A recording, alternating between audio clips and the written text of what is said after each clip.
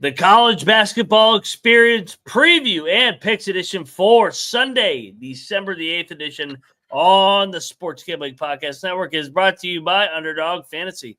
Sign up with that promo code TCESGPN to get a 50% deposit up to $1,000. That is the Underdog Fantasy promo code TCESGPN. And we're also brought to you by Rebet, a new sportsbook available in 45 states. Download Rebet in the App Store or use that promo code SGPN for a 100% deposit match up to $100. That is Rebet, promo code SGPN.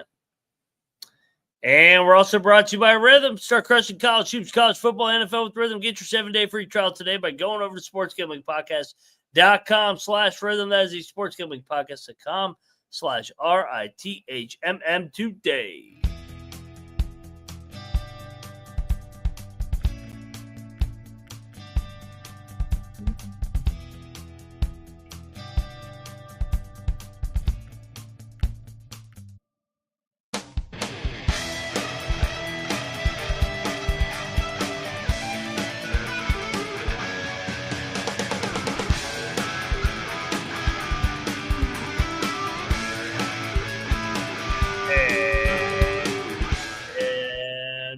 Welcome, everybody, into the college basketball experience preview and picks for Sunday, December the 8th, baby.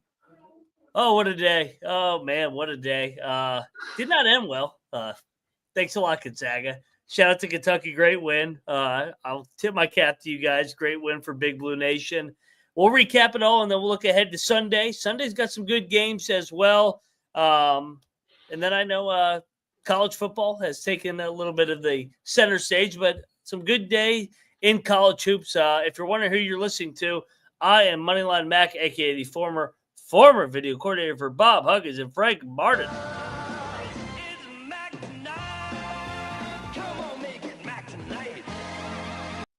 Also known as Mac Tonight, baby, over here at the College Experience. And two-man show tonight because, well, Colby's talking football in that rigged-ass sport because, that's what he wants to do. Anyway, let's introduce the other guy because he is the window-banging, drywall hanging, LeBaron driving, cocktail napkin having Noah Bieniek, a.k.a. Noah B77. What's up, man? What's going on, Mac? Yeah, great. First mega Saturday of the season for us college basketball fans. And days like these are what reminds me that I like the covering and just being a fan of college basketball, college baseball, where just the amount of people that just seems so delusional that were in my mentions today. I tweeted about like 3 things about college football in general the entire day. And the amount of mentions that I was getting for it is just pure delusion. In my opinion, covering both basketball and baseball, all conferences in Division I should have a chance to compete for a national championship. 3 conferences in college football every single season, week 0, have no opportunity, no chance, no dream at a national championship. They could go 12-0, 13-0, and people would be like, you didn't play an SEC schedule. I watched the SEC championship game, and I was not impressed tonight. Anybody can lose to anybody in this sport this year. So I'm just glad that, there is a little bit of corruptness and collusion in college basketball and college baseball, but at least we're not gatekeeping half of the scene, half of the country out of a playoff, out of an NCAA tournament. Get the fuck out of here with this. I love it. I love it, Noah. You're coming in hot, and I'll co-sign. I you know me. I embrace the Twitter foxhole, as I'll say on my Twitter page. The best part of watching the Big 12 final today, and shout out to Arizona State. I mean, going from 16th to first, winning the league is I think it was Joe Tessitore, whoever was announcing the fucking game. He goes, now that was a nice game, and don't worry, we got the clash of the Titans, a real game on deck, Georgia and Texas. And I go, get the fuck out of here. Like, what are you talking about, a real game? Georgia and Texas have lost to multiple teams all year. Shit, Arizona State might get a crack at one of them, and I would not be shocked at all if Arizona State beat Texas or Georgia in the playoff. But I was just laughing my ass off. Is like you said, the corruption in the football side of things is at a different level. Through the roof. SEC bias. SEC basketball has actually earned what SEC football thinks they are this year. And it's a 64-team bracket, and every conference has a chance. You go and run the table, you deserve that national championship. Yeah. When you gatekeep this shit and only have a 4-team playoff when there's 130 teams, a 12-team playoff when there's 134 teams, I ain't here with this. Miss me with this BS. The other thing I wanted to mention was, so if it was Tessitore, shout out to Tessitore. He had a doubleheader today because he was working the boxing tonight for ESPN Top Rank. So I was also locked into that. Where was that at? It was in Arizona somewhere. So he could have went from Big 12 title game was in Dallas. So there was no way it was Tess. Yeah. I mean, Dallas to Arizona's not a far plane ride. Yeah, I mean, they have a jet, so. Yeah, true. 357 saying, Mac and Noah, did you see that dunk by Battle on the Zags halfway through the first half? That was nasty. Yeah, I thought the game was over when he did that. We'll talk about that fucking game. We're getting chirped in our mentions on Twitter right now because Gonzaga blew a 16-point lead. So, yeah, that's kind of how the night's been going. But, I mean, we started off the day hot. St. John's 88-71 victory over K-State, Mac. I was asleep, so I can't really tell you much about this game. I'm not going to lie. For a minute there, I thought K-State was going to win on the money line. Great win for St. John's. I mean, they heated up in the second half. They made some shots. Davion Smith got back in the game for Patino. I guess he's out of the doghouse. For me being Speaking of doghouse, one of the stories today was hilarious. We'll talk about it later. for me being the Big 12 guy, K-State's got an identity problem because when you pay Coleman Hawkins all that money, I like him as a player because he's a good role guy, defends multiple positions, rebounds, makes extra pass. I think he's an Army knife. He's capable of doing things. He's just got a little bit of a motor personality issue, not driven. But when you pay him that much money, the ego creeps in and he thinks he needs to be the scorer, and he can't score one-on-one against anybody. He can't score around the rim against any size. He's a bad offensive player. He's a great defensive player. He's a very, very below average offensive player. So that's where I think K-State's going to run into trouble in the Big 12 is the way that they allocated their NIL and resources from what I can see. But good win, St. John's. K-State still work in progress. All right. This was double lock in last night's show. Rutgers falls by 14 to Ohio State. A very much needed win for the Buckeyes there after one blowout loss to Maryland and then a tough heartbreaker against Pitt in overtime. Yeah, good win for Ohio State. I questioned if they could bounce back. They did. They pulled away in the second half. Diebler and company. They have talent, and it seems like the fan base is buying in to a certain degree. They had a good crowd there today. Rutgers still can't win a road game. That's what happens when football season's over, and it's basketball time now. Yep. They're totally bought out of the football coach, so you have to buy into somebody, right? Lowell beat UMass by 13. Now, I will say that score was not indicative of the game. It was like a one-possession game the whole game. But I ended up betting UMass when it got down to 2. I was like, all right, I'm going to buy the dip. Dude, they're a bad basketball team right now. They didn't deserve to win that game. And shout out to Lowell. They beat them 2 straight times now, and they're the best team in the state of Massachusetts right now. UMass Lowell. Yeah. And speaking of just the same kind of situation as UMass, buying the dip, Miami loses by 10 on their home floor to Clemson, 65-55. This is a little disappointing as back-to-back spots were like, okay, Miami, this is probably back against the wall spot. You'd like to see a little bit of fight, and they didn't cover either. Yeah, this game was bullshit. Miami had the lead midway through the second half.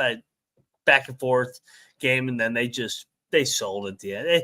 They got a bunch of bitches on that team. That's my takeaway.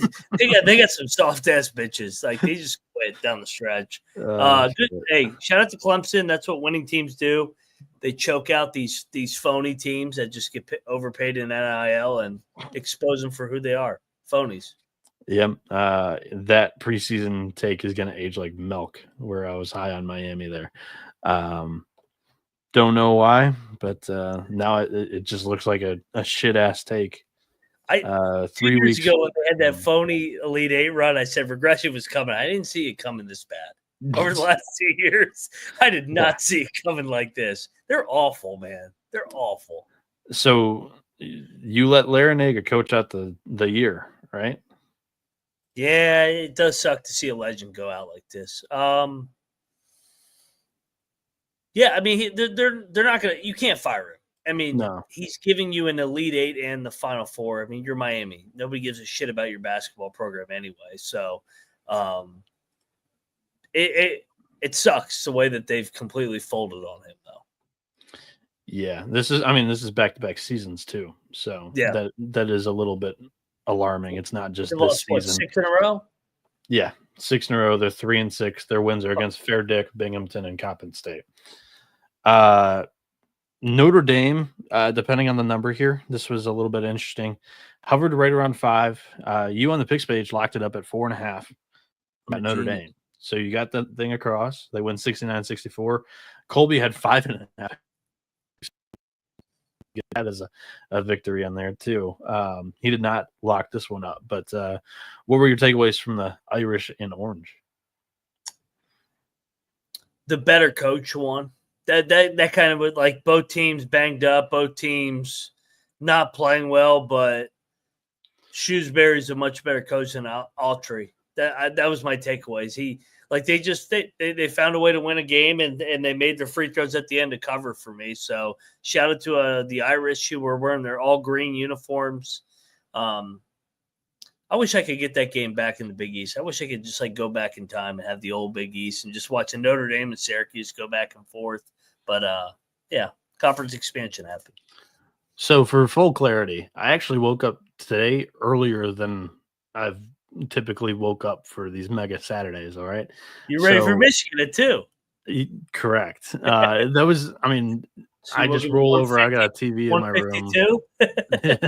Well, it was kind of around there. Not gonna lie. When I woke up, the first thing I instantly did was go and check the Nebraska score. They were losing 72-48, and I'm like, what the fuck happened? Buddy. Just from the box score, they got bullied on the glass. They couldn't hit shots. They shot about 30% from the field. And Michigan State, all of a sudden, 3 games in a row, are shooting the lights out from deep. I'm going to tell you right now, they are a Big Ten contender. And if they continue to make shots, they can go to a Final Four. They, this group, they got rid of the group that was hyped up. Now they got these guys, chip on their shoulder, Izzo guys under the radar. Dude, they're tough. They play defense. And they look like an Izzo team again. They got some shit to them. And they're 8-2, and they've played a hard-ass schedule. In the past couple of years that it has not been as tough as typical. Shit, they played 3 in Maui. They played 2 Big Ten games. They played Kansas and Indy. Yeah, but he usually schedules gauntlets. This was not your Monmouth, Niagara, Bowling Green. And that's it. Not typical. Is right. Samford, Oakland is on the schedule every single year, but Western Michigan, he's playing his buddies. He hasn't played those guys yet. Yeah, I know they're coming up, but I'm just saying this non-conference schedule was pretty weak compared to Izzo's standards. All right, I hear you on that, but still, it's still a good schedule. Going to Maui for 3, beating Carolina. The only loss was against Memphis. They're 8-2, man. They have taken care of business. They won at the barn. They won at the barn by 20 the other night, and it was shit. That there's gonna be plenty of teams that lose at the barn. There was a couple of hockey games this weekend where the barn was fucking lit. It's not a basketball arena. I'm telling you that right now. They took down top 5 Michigan barn this year. 6-0 in hockey. Minnesota Does won Michigan- 6-0 against Michigan on Friday night. Does Michigan play at the Barn this year? I mean, it's tough to know. Yeah, they do. They do. Oh, Minnesota, take the points.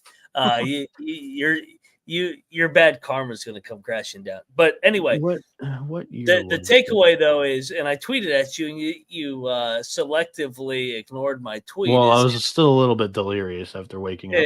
Izzo is still your daddy, and yeah, that's all I got to take away from that.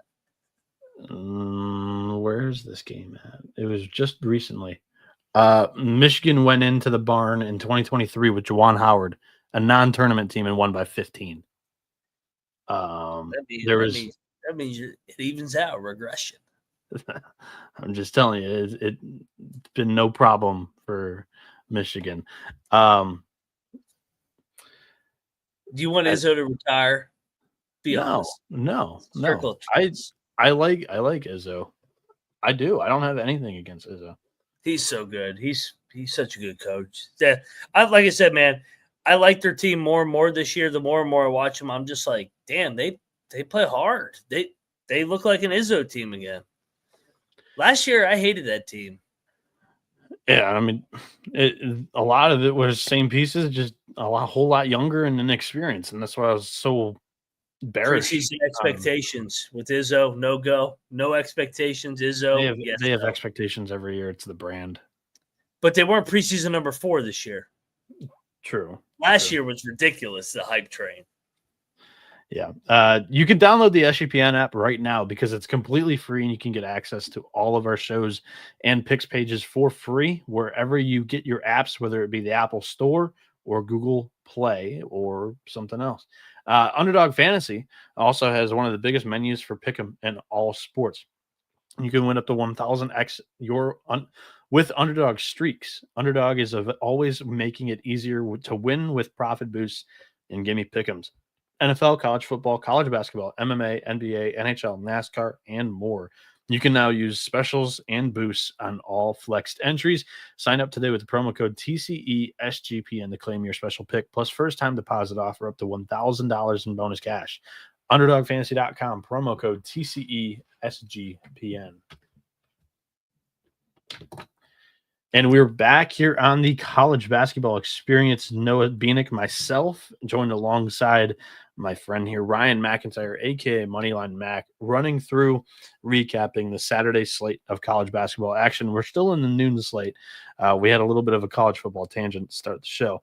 Furman won 69-63 in a home game against Princeton. That was a double lock. They were catching points yesterday. They win it outright. Good win, dude. Bob Ritchie is a good coach. I think we should take a step right here just to talk about Bob Ritchie. Bob Ritchie won the NCAA tournament game against Virginia 2 years ago. Just has run a good program, 20-plus wins. They're 9-1 this year. Their only loss is at the fucking Fog. So this guy needs to be a high major coach in the next year or so. I mean, he was rumored in the cycle heavily to Clemson, but Brownell decided to go to the Sweet 16 and Elite 8 in back-to-back year.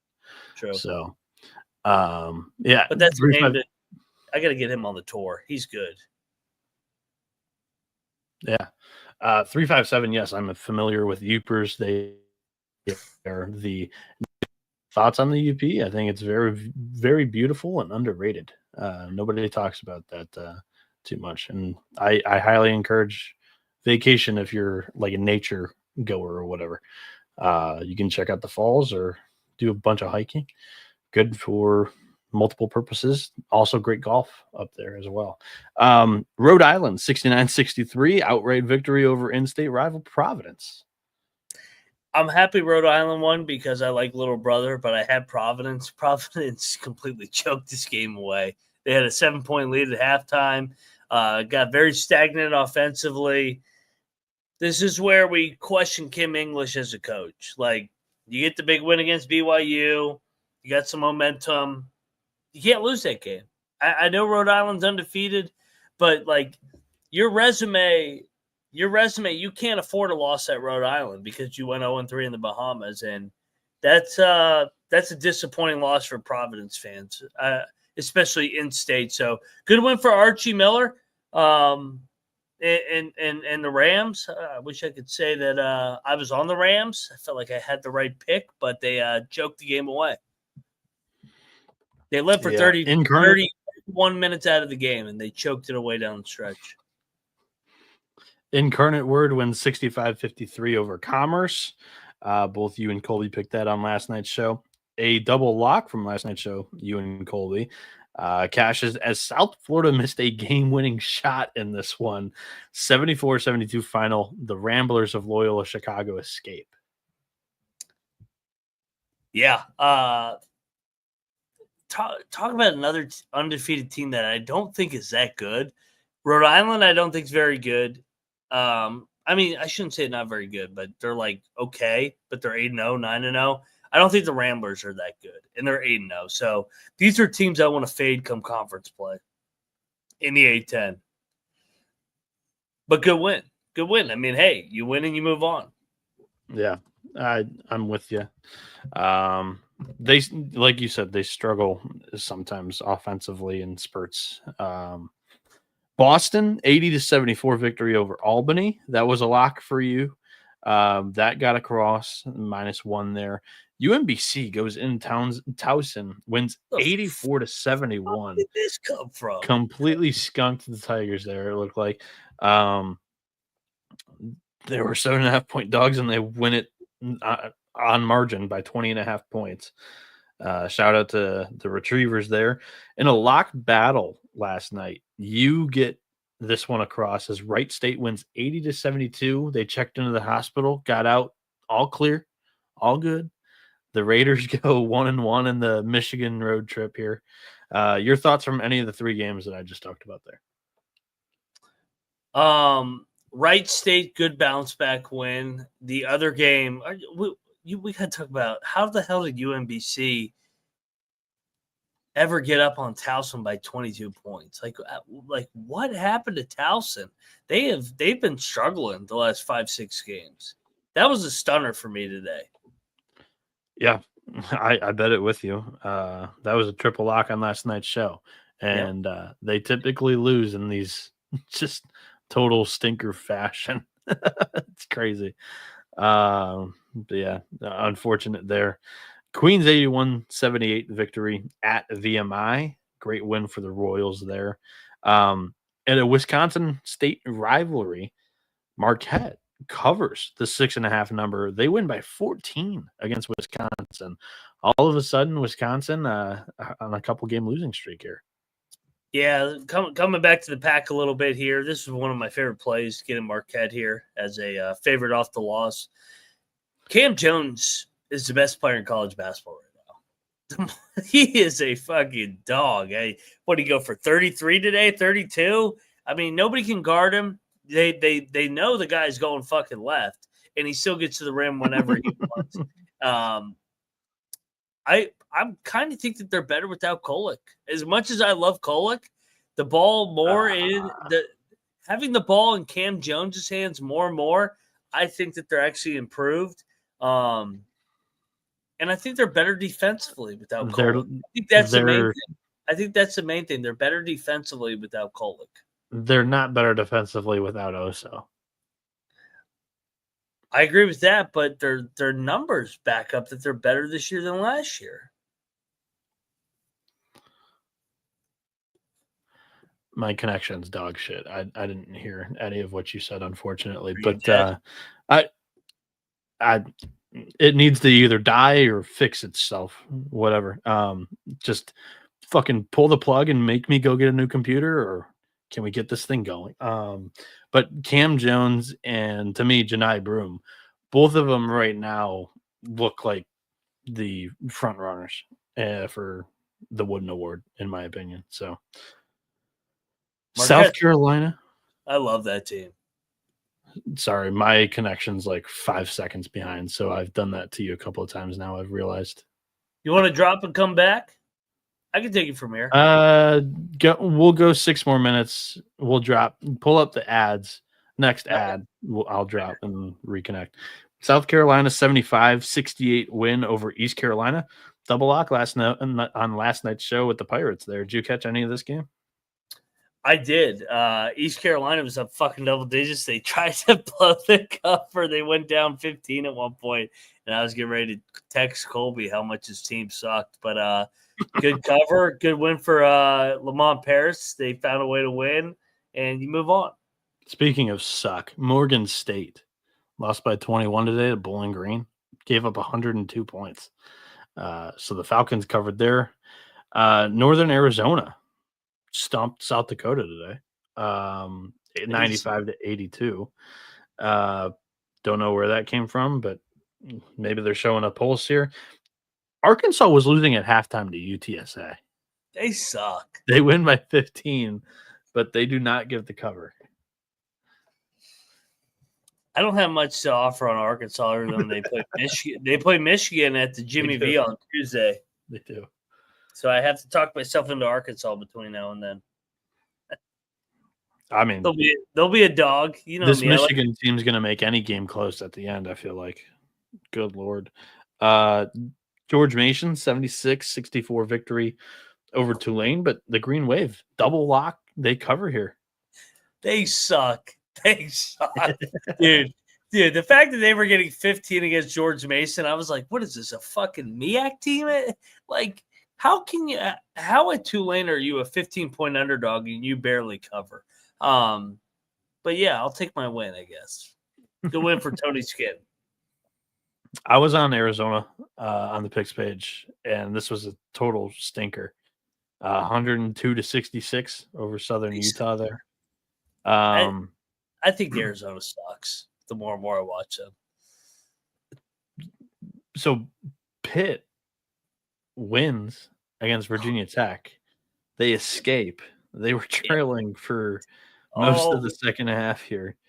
The Hokies, they cashed a lock on for Moneyline Mac from last night. Oh man, I had Tech in the points. I was so ready to come in here and declare Pitt an NIT team, but goddamn, Virginia Tech sucks. They could not hold on to this game to save their life. They led the entire fucking game. I know Pitt's got some injuries. They got Damian Dunn out. I know the other. They haven't been as good without him. Yeah, they always got excuses. That's what that program does.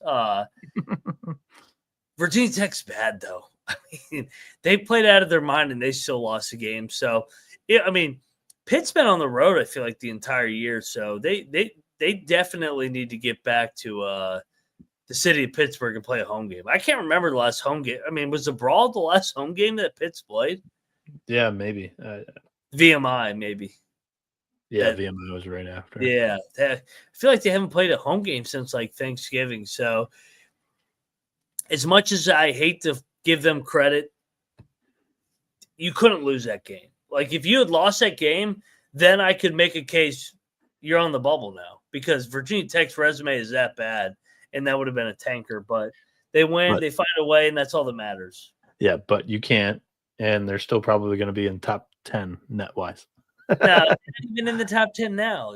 They have a 40-point loss to Mississippi State. Like, that's a stinker. You can't lose by 40 and be in the top 10. That's another thing.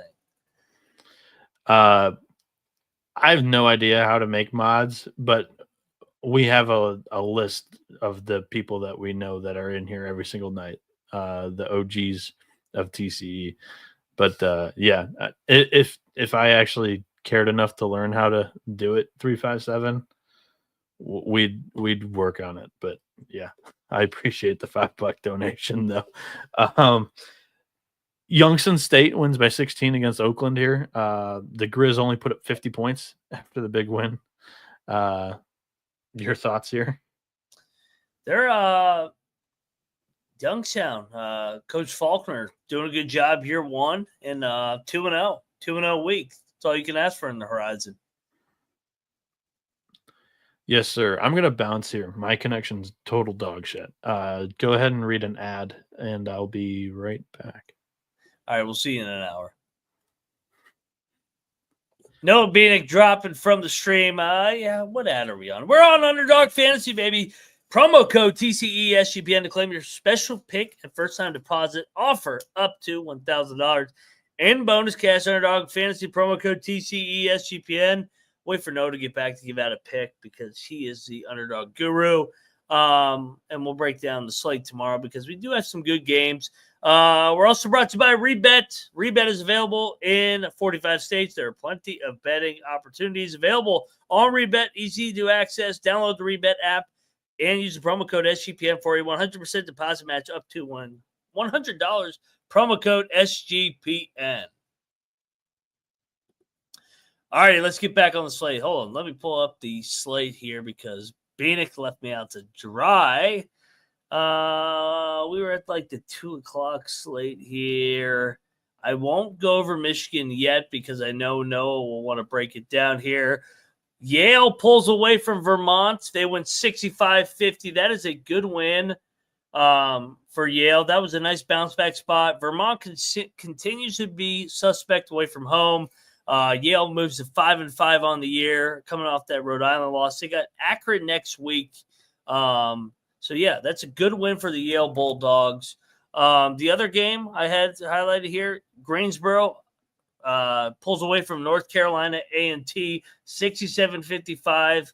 Good win for Greensboro. They had the big win earlier in the week against High Point, and that's a nice little win here. No, what's up, man? Did you do underdog twice? No, I was waiting for you to give out an underdog pick, so I said we would go back to underdog. I did read the promo code TCESGPN, though. I already did underdog, though. So I'll dig. Well, we're also brought to you by MyBookie. MyBookie, check out. Get on over there to MyBookie. Plus, they even got early cash out opportunities. Promo code SGPN for a 100% deposit match up to $1,000, but plus a $10 casino chip. I don't know. What do we get for MyBookie tomorrow? I haven't even looked at the numbers. I think I like Texas Tech tomorrow. Get on over there to MyBookie. Place that bet today. We are also brought to you by Rhythm, baby. Start getting down on college hoops, college football, NFL with Rhythm. Get your 7-day free trial today by going over to sportsgamblingpodcast.com/rhythm. That is sportsgamblingpodcast.com/RITHMM today. All righty, we are back here. Now we're back. Yeah, here we go. Bieniek is back. He's got a new connection. He wiped off the fucking snow out there. He's got a good connection, ready to rock and roll, and let's go. I don't know about good connection. All I did was refresh my computer here. If it happens again, I might have to go and turn off some devices in the house. The next game, I split up the 2 Michigan games, but the Hawkeyes almost pulled their late game bullshit again. They were down 10 points with 1:30 to go. They went on a 14-4 run to finish this game, and Michigan only wins by 2. The turnovers are driving me crazy with this Michigan team. Literally the turnover battle of the day, 17-4. It's going to kill them in some big games. I hate Iowa plus 9.5. Kudos to you. I thought I thought it was the right side. I felt like Michigan was up. We were up double digits for most of this game. I'm just crunch time. They just fell apart like a house of cards. Second half got tight. It was tied for a lot of it, but Michigan definitely should have won the game. So good win for Michigan. What, 9-1 now? Headed to Jimmy V. Yeah. Against Arkansas next. But yeah, I mean, this front court's incredible. Golden had another great game. His best 2 games have been the first 2 Big Ten games. So good to see him finally coming along there. NJIT wins 69-64 over Navy. Nichols only wins by 3 against New Orleans. We got a double lock on the Privateers from last night's show. So congrats to you and Colby there. That was a good bet by us. So shout out to the Privateers and covering the number. Speaking of double locks, this one did not come through though. Vermont. They don't look good, dude. They lost by 15 at Yale. Yeah, we do. We just talked about that one. They suck. Okay. And then you also talked about Wilmington. I heard that. Yep. So Northern Kentucky 66-64 victory over IU Indy. The Leopards, the Jaguars cover They suck. Northern Kentucky's like I've said it on the show during recaps already once this season, but like NKU is not as good as they've been in recent years right now. So agreed. WKU wins 79-65 on the road at Evansville. They covered that number by 10 points there. That Hilltoppers, impressive win at the Purple Aces today. Go Tops, baby. North Carolina escaped against Georgia Tech 68-65. And as each game is played, you might be more and more correct about this UNC team. Dude, they're an NIT team. They suck. Like, I actually, just sat back and watched them. I bet them today, -16. They suck. I mean, Yeah. Was Georgia Tech their best win on their resume so far? I'm not kidding. I think their close loss against Kansas is like the best thing on the resume. Dayton was a good win. And they were down double digits. They were down 20. Yeah. I'm starting to think Hubert Davis may go to the NIT 2 out of the last 3 years, which should put him on the hot seat the next year. With a Final Four. Ain't that crazy? Yeah, but dude, you're in North Carolina. I'm just saying, like 2 NITs, 1 Final Four, and then a 1 seed last year. Yeah, and a 1 seed. Yeah. So it's like, which means they'll win the ACC and be the 1 seed again next year. But this team misses Baycott bad. They have no toughness, no inside presence. Is the ACC? I don't want to talk bubble yet. We have so many games to be had, but just I'm looking at it, like Duke, Clemson, and Pitt. Those are the only teams I would say right now. If we started the tournament, that would be on the inside looking in. I tend to agree with you. Everybody else has a lot of work to do. Yep. Greensboro 67-55. What did you say? I said, fuck you, Virginia Tech. You could have made it a 2-bid league today. Greensboro 67-55 over NC-A&T. The real Blue Devils did not fall into the trap spot today for some whatever reason. They were only favored by 2.5 points last night. They won 69-56 at Holy Cross. Speaking of Dayton, they won 86-62 against Lehigh. Shout out to them for taking care of business. And then this was a double lock on last night's show, and you guys didn't cover it by 1 point. As Delaware State wins 80-77. Bro, Loyola fucking blew like a 12-point lead in the second half, and this is one of those games where it was an easy lay for me. I'm like, sometimes when it's like 2.5 points or less, I'll just buy the money line. I'll be like, I just in case. But like with this game, I'm like, if it's close, there's no way Loyola wins. It's going to be some voodoo bullshit. So the game is somewhat close. Delaware State makes their free throws, and unbelievable. Did you catch any of this? How about NC Central going on the road and winning 78-77 at Gardner-Webb? What a win that was. I did catch that. And they played them earlier in the year. Remember that on that standalone noon game? So yeah, they get it split with the old Bulldogs here. Yes, sir. Lafayette 77-73 win over Mercyhurst, the urgent care hospital there. But Mercyhurst covered. That was the pick on last night's show there. USC Upstate wins at Western Carolina. That's a little rough for the Catamounts there. Losing a home game to this Upstate team. As Upstate were 8.5-point dogs, they win it by 6. We correctly picked it on last night's show. West Georgia, welcome to Division I.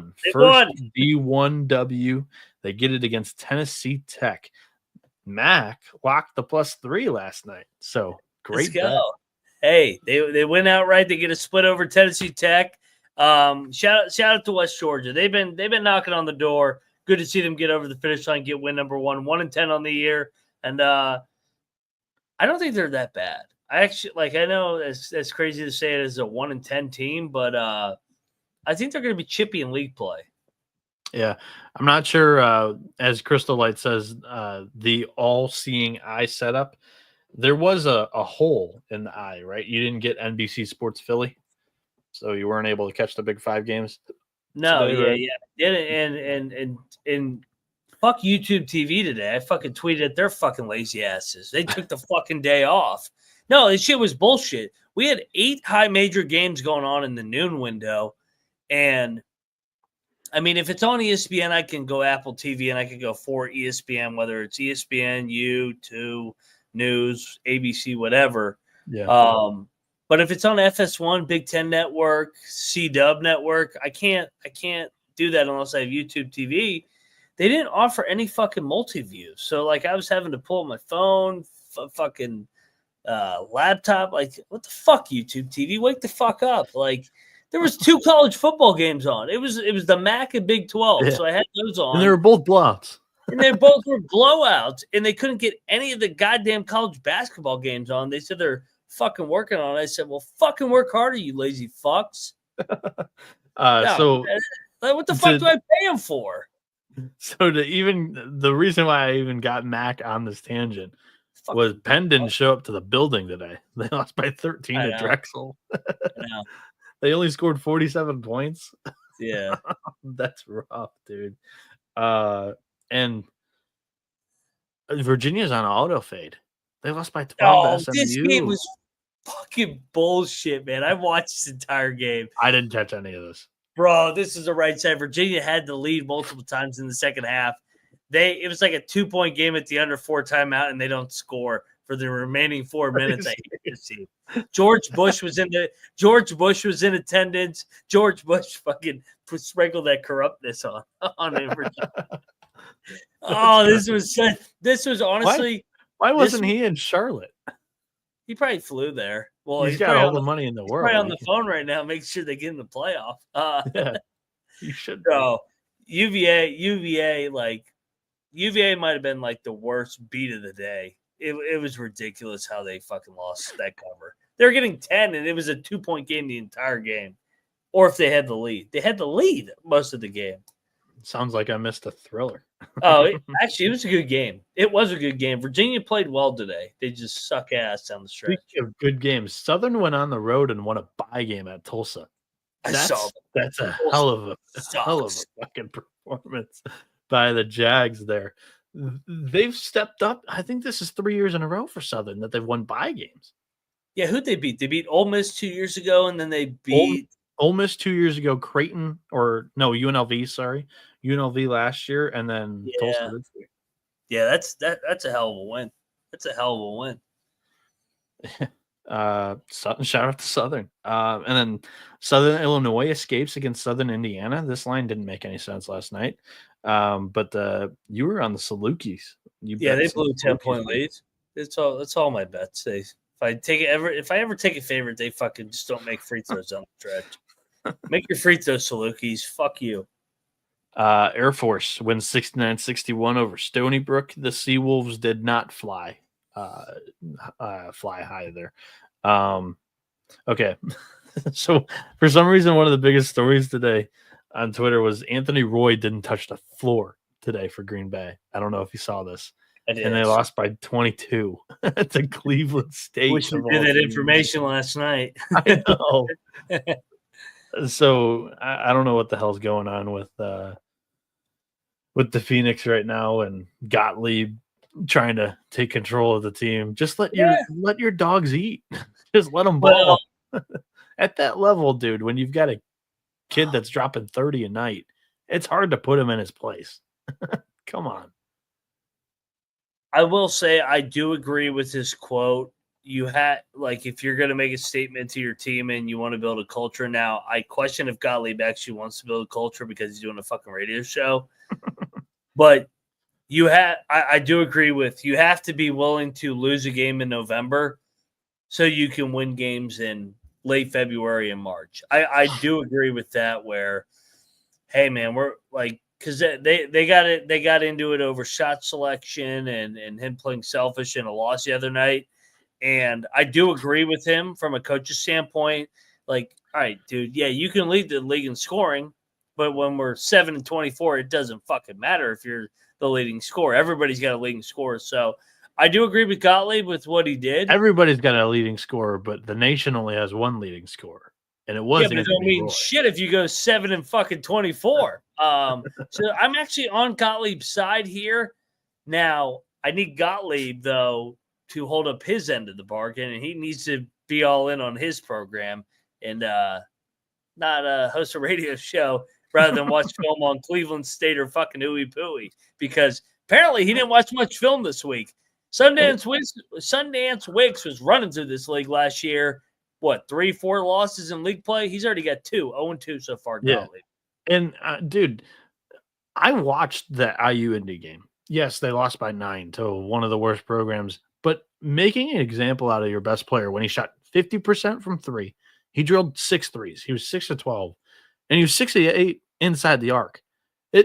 Shot selection, you just live and die by your best player going out there being better than the rest of the team. It's low major college basketball.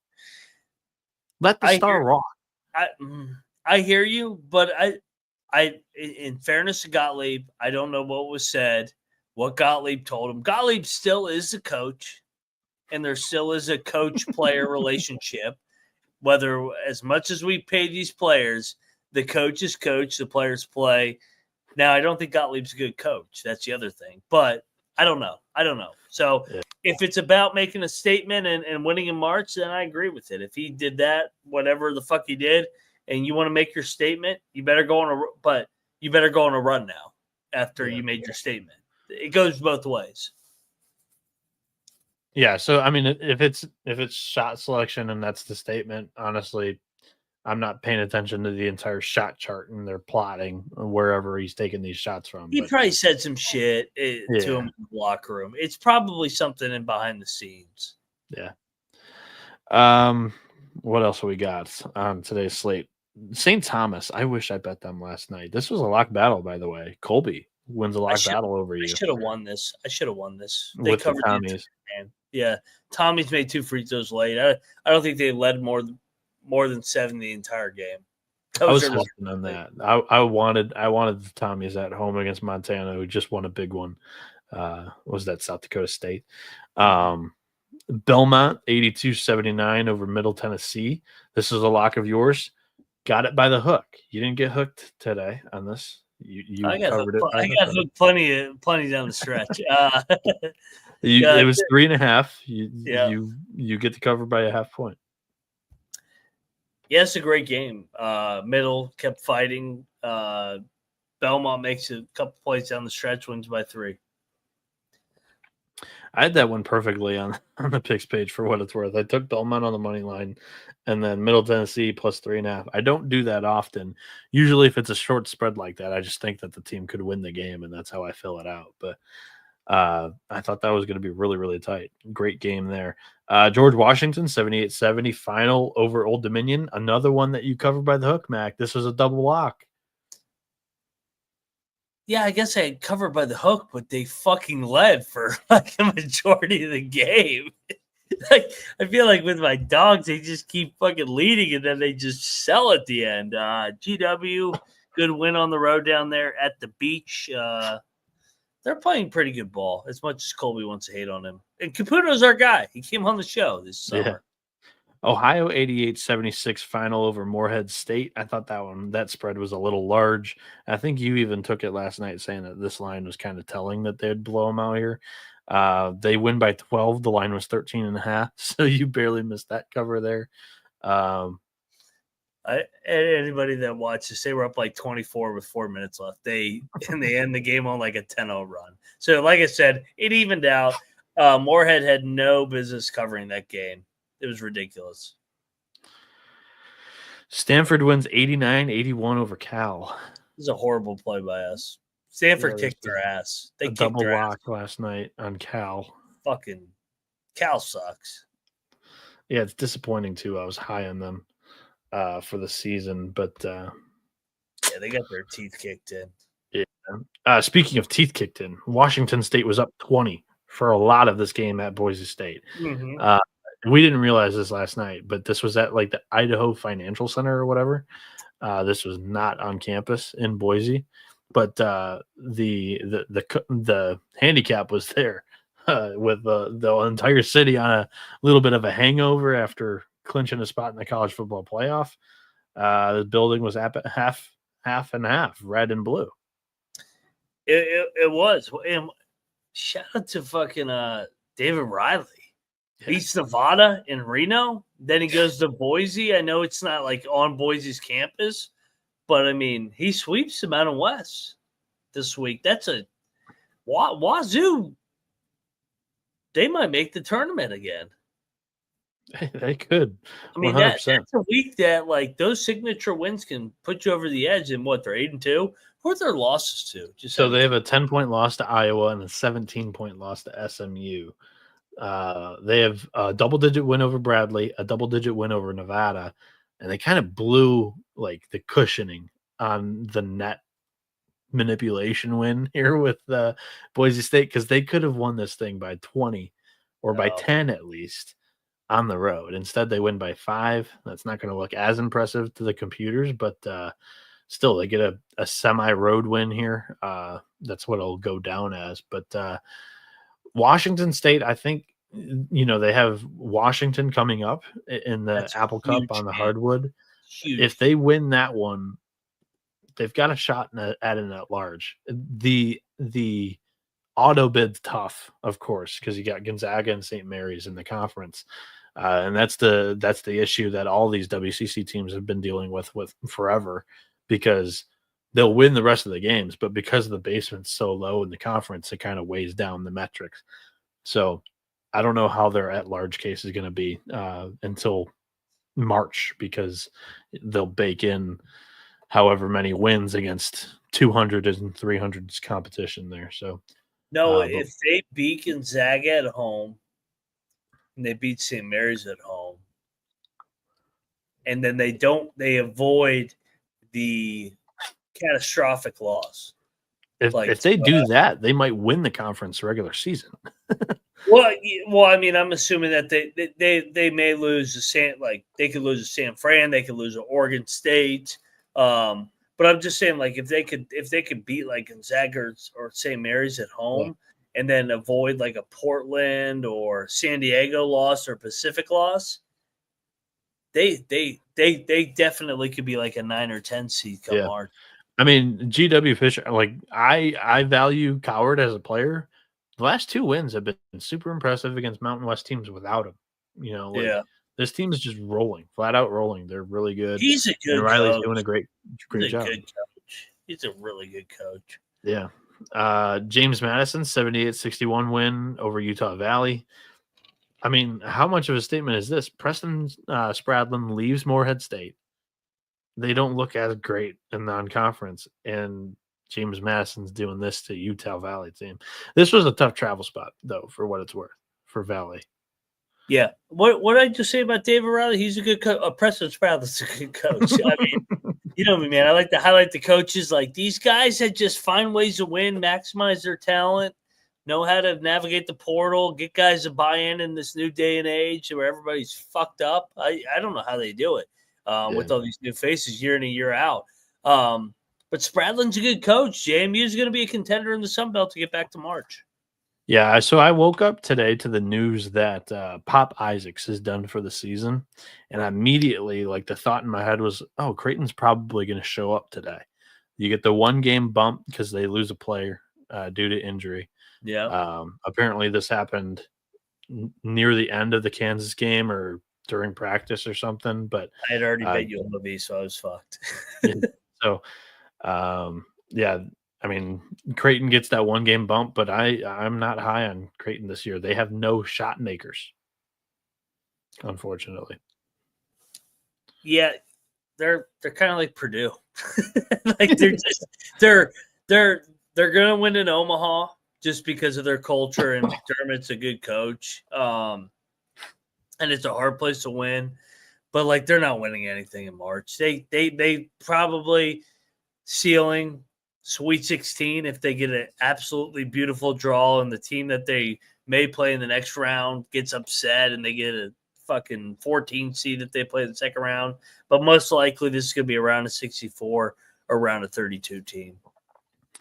Yeah, this team desperately needs Zugic to be eligible. NCAA just sitting on their hands over there is not helping things for Creighton because Zugic, at least, he's just kind of a 3-and-D wing, a big wing that can be a dead eye. Without a wing that's going to be able to knock down a three for you, they really what? They miss Shireman. Yeah, they do. Yes. He's in the NBA. Jemiah Neal was off the bench kind of in the replacement role of Pop, and he goes 0 for 2 from deep. But he had a good game today, almost put up 20. But yeah, I just I'm a little hesitant on the Blue Jays moving forward. Omaha wins 70 to 68. 70 to 60, on the road at Sacramento State. 88-72 final for UTEP against Seattle. Seattle likes their crack. The crack house. They don't play away. They don't play well when they're away from home. They're Buffalo. Easy cover here. They only lose by 10 to Bonaventure. They were getting 18.5 points. That was a double lock on last night's show. Easy cover. Good win for the Bonnies. Good win for the Bonnies. Hey man, my Bonnies are playing well. They're buying into Coach Schmidt here. But 18, way too many. Come on, this is still the Bonnies, guys. Yeah. Florida State lost by 10 at NC State. Man, this wasn't very impressive to me. No. This is an overtime game.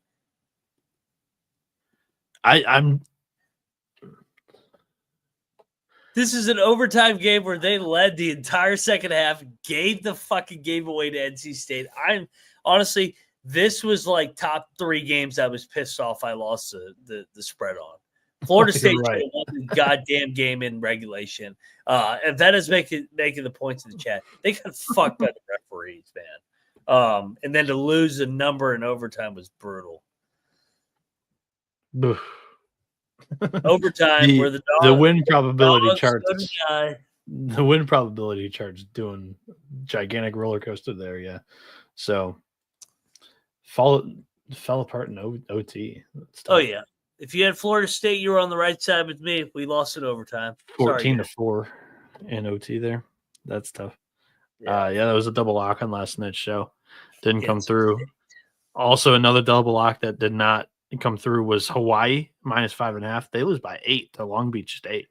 They never had the lead. They suck. What was that? Long Beach is going to win the Big West. They're 2-0. My terrible. My 3 TV setup at the time had this stupid SEC championship game on them, and then I was flipping in between. I think it was Houston Baylor at the time, and the Mexicans were getting blown out. That was on a TV for a little bit there. Mexico. We'll talk about them in a minute. Got nervous Trump was coming or something. I mean, they were awful today. They didn't show up to the building. Lamar fucking bent them over. What was that? I don't know.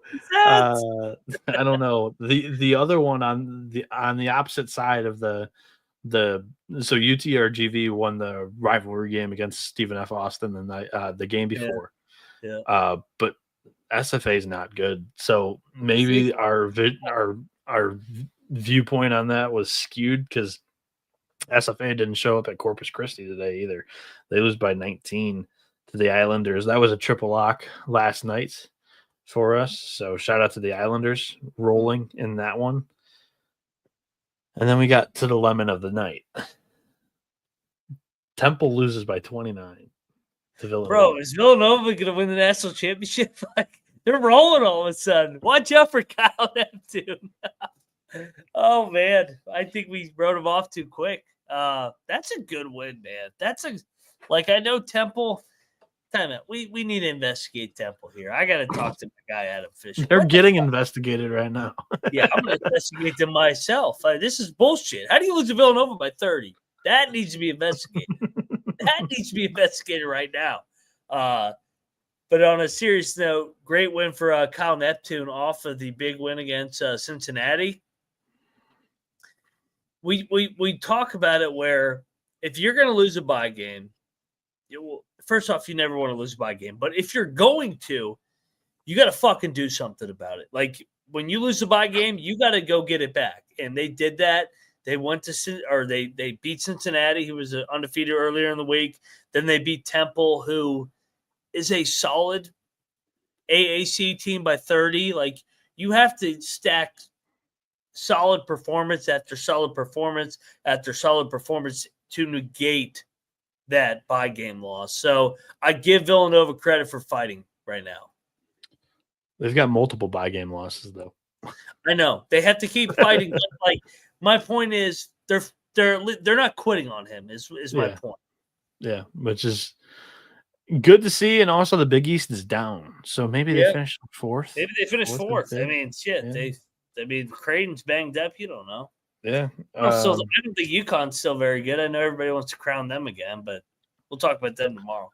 Speaking of not very good, Grambling lost by 28 at Pepperdine. Holy fuck! Good thing I didn't bet that. What'd you say? Said good thing I didn't bet that. This was a 2.5-point line. Oh my god! Hey, fuck you, Gus. We were preseason 15th, and we're like 8-2, and we beat Gonzaga. That's true. Yeah.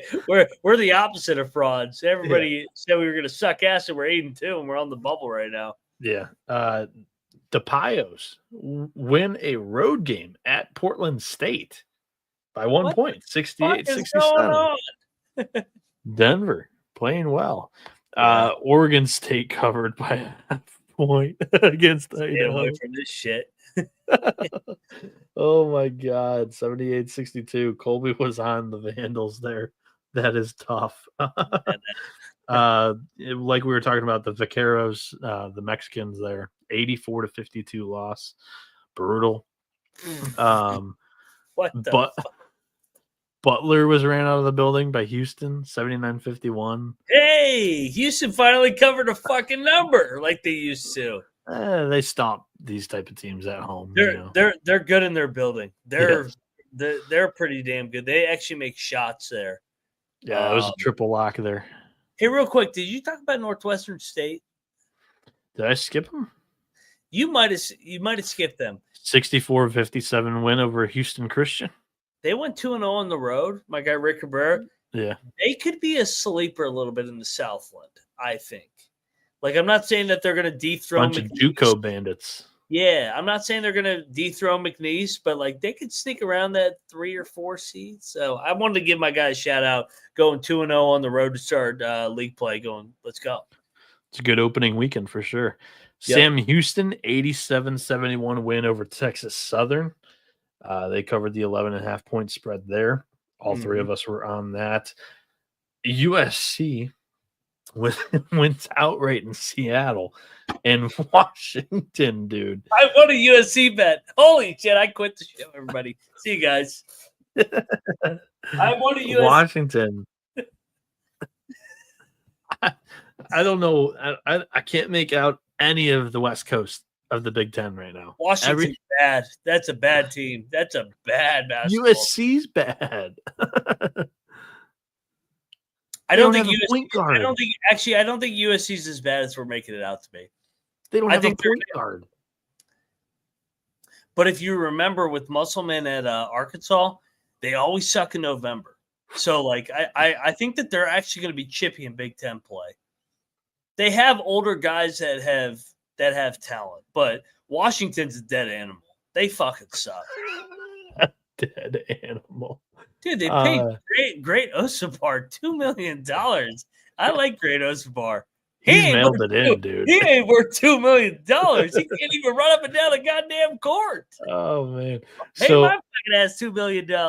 I'm pulling this up, and like, sure, early season struggles. They never lost to shit teams under Muss. These Arkansas teams. No, like, they did. They lost to like fucking Greensboro and shit. So in 21 and 22, they only had one mid-major loss, and it was to a really good Hofstra team in Little Rock. It was like a neutral site game. Like in 23, they didn't have a bye game loss. In 24 is there were shit. UNC Greensboro only one bye game loss, and then one neutral site game loss against Hofstra. This year's USC team doesn't have a bye game loss either. They don't have a bye game loss either. No, they scored 30 against St. Mary's and they duplicated it. And then I wanted to just blow up the campus the other night when they didn't cover 5.5. Lord. You might need a little dust up in LA. It'd probably be good for everybody. But I guess USC could fix this. I mean, none of those losses are going to be. They're going to play better in the new year. Musselman was like, I actually caught this game. Musselman at halftime was like laughing. He goes, "Hey, we finally made a goddamn jump shot." He goes. Remember in the exhibition game we put a 110 on Gonzaga. He goes, "We're not bad. We've gone through a drought right now where we can't make a jump shot, and it feels like it's all finally coming out that we can make a jump shot again." Do your job, sports, because LMAO, not the subtle pop. Oh, the other night when they didn't cover against Oregon, they were getting a bomb threat.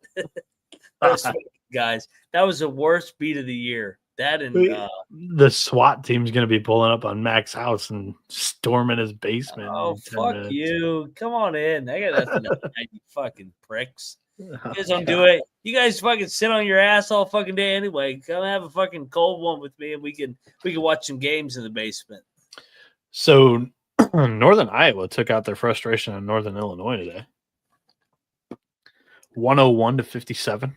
Yeah, I'm not betting Northern Illinois ever again. Won by 44 there. We need to put a bomb threat on that campus. Well, good God. They suck. The calm's going to be gone soon. The Gonzo. Gonzo. Horrible. What a bad team that is. The golf course wins by 10 at Lemoyne. Binghamton. Unbelievable. Good W there. Pine Bluff.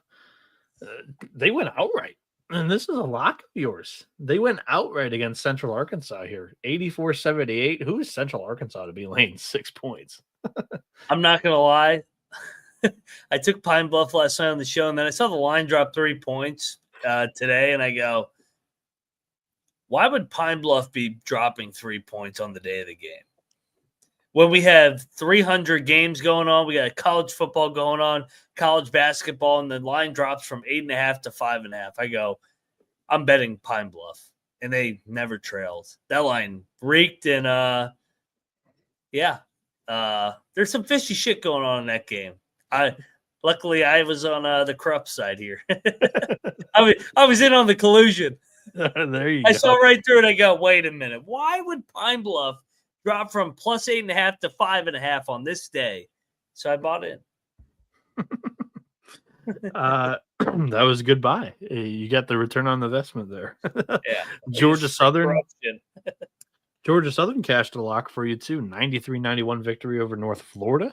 As the Ospreys, they put up 91 points. You know, it's not too much, maybe the defense, but like the Ospreys showed up today. It wasn't like they kind of were sluggish like they have been, and since I don't know the third week of the season. But I think the takeaway is Georgia Southern looks better than expected. Like I was willing to buy into Georgia Southern this season. I thought it would take them a little bit of time with this new roster, but they got it. I mean, that was 93 points is impressive over North Florida. I think Charlie Henry's a good coach. I've known him for a minute, and he's a Hoiberg guy. Went to the NBA. Then he went with Nate Oates. I think he does a good job. I think he's going to get that program up and rolling. Yeah, this was an overtime game too. Elon won by 23 against Wofford today. Shout out to the owner of Tesla as the Phoenix rise there. South Dakota State wins by 21 against Eastern Washington. This was a double lock that was dispersed. For what it's worth, I don't know how, like, there was 3 of these spots. I wasn't buying into the phony sell that Colby was given. I pushed back on you with last night's show too. Like I just thought they'd go right from the football game into the basketball arena, and you guys were betting all of them. I was like, I'm not on this. So they did good for the most. What are your thoughts here? They did good for the most part. All right. So yeah, I mean, 20-point win. Not this one. 20-point win. They cover it by 11 points there. Winthrop 96-89 win over Coastal Carolina. The Chanticleers cover another spread. The Chants do cover another spread. This number was big against Winthrop. Winthrop gets a win, but Coastal gets a cover. Good win for Winthrop. Winthrop continues to win some ball games. Yeah, they do. A double lock last night was Illinois State against Pacific. You and Colby were on the Redbirds. Shout out to you guys. This is a good play. Yeah, they fell down like double digits early, and I was like, oh my God, how the hell did we double lock fucking Illinois State? But Illinois State, Ryan Peden's doing a good job there, year 3. Nice win for the Redbirds. Ooh, Avetta, biggest play of the day. Yeah. You want to talk about a game that I was totally stumped on because of the line. If you were to like clean slate, if I was setting the line for St. Mary's, Utah, I would have made St. Mary's like a 4 or 5 point favorite, but Utah was going off as a 3-point favorite. And I was like, okay, something's up here. I'll take the Utes at home, and St. Mary's kind of controlled this one. 72-63 win over Utah here. Not really in doubt. They completely controlled the game and hit him in the mouth, went up 17 at the break, and Utah got it down to 3, but they just could not get a stop down the stretch. So Randy Bennett, that fucker, he just wins. He said Ada Mahaney's transferring and says, "Oh, hold on." SIRI got involved there. Yeah, I mean, Ada Mahaney transfers, and they're better without him. I'll say it right now, they're better without him. I don't know if I'm going that far, but they're still good. Tougher. They're still churning along. Mahaney's a dog. Yeah. Why? Because Hurley said so? No. Like he was going his freshman year, he was going crazy. He was fearless. He went into Gonzaga and won. I don't know about one, but I think he took him to overtime. He went off. He got money. He got money. Yeah, and then hey, you're not a dog. If you're not a dog when you get paid, you never were a dog. You just were hungry for that check. Oh, he got paid and he's content now. But I mean, he was a dog at St. Mary's. Speaking of dogs, this one's dead. Mississippi Valley State did not cover the 35-point line against Liberty. Liberty covered a 35-point line against the Delta Devils. That's rough. Fresno State, they covered by 1.5 against Santa Clara here. The Broncos win 81-66. This is a double lock. You and Colby, you're on the right side here. Yeah, it was. That was. They covered by half a point. Finally, those bastards covered. Well done. Wichita State wins 96-87 against East Tennessee State. Did you catch any of this one? Yeah, Dixie sold at the end. They should have covered. Dixie? Yeah. They should have covered. They were down like 19 with like 5 minutes, and then they didn't score the rest of the game. It was ridiculous. Jared Calhoun, baby. Jared Calhoun keeps winning. Okay. So we skipped ahead a little bit there. I was talking about East Tennessee State, Wichita State. Did you catch any of this? You said Utah. I thought you said Utah State. Sorry, so many games. I mean, 99 games. Good win with Wichita. Paul Mills, 9-1 so far this year. Good start to the year. And the only game they lost was in the state of Florida against the Gators. I know. They did get housed though that game. Yeah, they did. But I mean, Florida's offense looks incredible. So yeah. Fullerton covers the 10.5-point spread against Riverside here as Riverside wins 75-68. I'm a genius. Anything else you want to add on this? I take it personal when I win a Fullerton bet because they have personally fucked me 2 or 3 times. So they easily cover this one. They should have covered every game this year. Shout out to Fullerton. You guys still aren't very good. So what happened here? This was a double lock. I didn't watch any of this as my 3 TV setup had the Big Ten championship game on at this time. But Cal Poly loses on their home floor against Northridge, 102 to 91. They got their ass kicked. They actually came back. They were down as many as 19 at one point. First year head coach, I think you sometimes see this, like, they're hitting a little bit of a wall right now in December, 10 games in. So I think that they're going to be chippy in January and February. They might be a fade right now because they were so good in November for us. My thoughts and prayers to Justin Renner. He says my dog farted and it smells really bad. That guy's back? Is that the one guy from us? No. Different guy. It was like Conrad or something. I can't remember. I think I see him over there somewhere. No, Nick Conroy, somebody else. I don't know what's going on. The chat, they like to change Somebody their name. Somebody said, fuck you, Mac, and I say, fuck you back. Hope you're having a good night, but go fuck I'm not doing nearly as good of a job as I'm hosting the show now. And you say fuck you, Noah, now. Good, nice. Come on, Noah. It's fucking chat likes to have some fun. I'll speak for you. Go fuck yourself. There you go.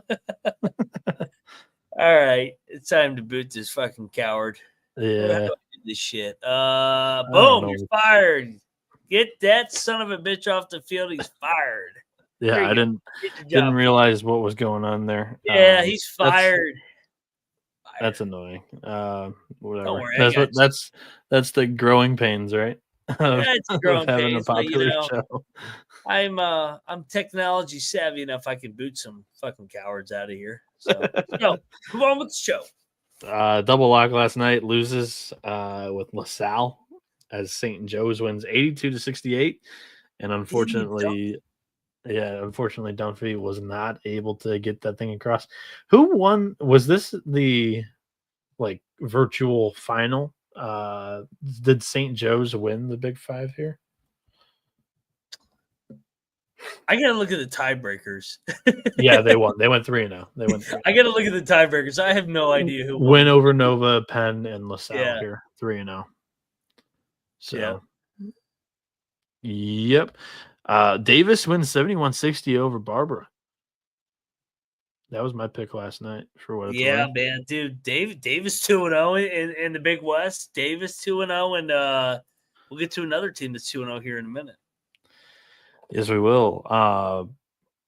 But first, we in between North Dakota won against Weber State.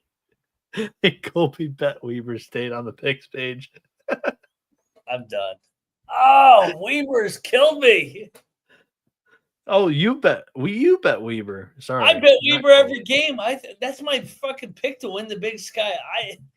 I don't understand this team, man. Like, they look the part. Do they? Yes, I actually think they're pretty good, but they just don't. They don't finish games. At least they're taking their bumps early, I guess. I guess, man. My favorite play from last night, Colorado, never in doubt. 72-55 victory over Colorado State. That was a 1.5 point line. That was a triple lock on last night's show. Did you catch any of this? Yeah, actually, I watched the entire game. I had this one on the laptop while the football games were amping up. Colorado hit them right in the mouth. That place was lit. They were ready for Colorado State coming off the loss last year. So good win for the Buffs, baby. Yeah, 100%. I continue to, I guess, not boldly, but I'll pick and choose my spots to fade the Rams here. And this was one of them without the program point guard going into the Hornets' nest. This one felt like a good spot. And not in doubt. The Buffs look good. And Unfortunately, your Colorado parlay fell a leg short as Northern Colorado lost by 12 at North Dakota State here. So that's another one of the FCS playoff games that didn't cover. It's Colby's fault. He dragged you into that, and I didn't agree. I'm blaming him. I'm going to get my hat. Period. Okay. I didn't agree with that angle, but yeah. Idaho State 71-55 double lock cashed. I didn't tail, but the Bengals, they cover the spread by 10 points, Mac. This is a double lock between you and Colby. Well, one of the Bengals had to cover because it ain't going to be the Cincinnati Bengals this year. Shout out to Idaho State. Great win, guys. You don't think they're going to cover Monday night against Dallas? That might be a rare game that they cover, but they suck. That defense is bad. Oof. Ole Miss covers 30.5 against Lindenwood, 86-53. Indiana State 80-77 over Missouri State. That's an impressive win. I doubted the Sycamores here in this spot. Like Missouri State had showed up so far in the non-conference, and Indiana State had been shaky, in my opinion, under the new regime. So technically, same regime, new coach. But good win. I'm impressed by this result. I am too. I mean, I thought that was a nice showing tonight. I mean, Oklahoma 94-78 win over Alcorn. The Braves cover, but whatever. SEC's manipulating the net. I see how it is. I mean, that wasn't even. They scheduled that game probably. I don't know if they scheduled it. They probably scheduled it this spring or whatever. But Oklahoma is a Big 12 team, buddy. Read between the lines. I'm trolling the ACC. Like that, anytime you schedule somebody shitty, they're manipulating the net. Like it's so dumb. Like everybody schedules 1 to 5 shitty teams a year, so that they can get their backups in, their freshmen in, and get them some reps so that they can play a little bit. It's the logical answer, but I say it's net manipulation. I go with that. That's the dumb answer. You're buying into fake news. It's all right. I'm here to help you. Nope. No fake news here. Montana State 74-62 win over UMKC. This was the other FCS playoff game. You went 0-3 on these. This is fucking Colby's fault. Come on. That was a double lock on last night's show, too. Fuck you, Colby. He's over there at the football show. That's why he's New Mexico State 89, New Mexico 83. The Aggies go into the pit and win outright. Triple lock on the show, quadruple lock on the picks page, and they win by they cover by a margin of 26 points.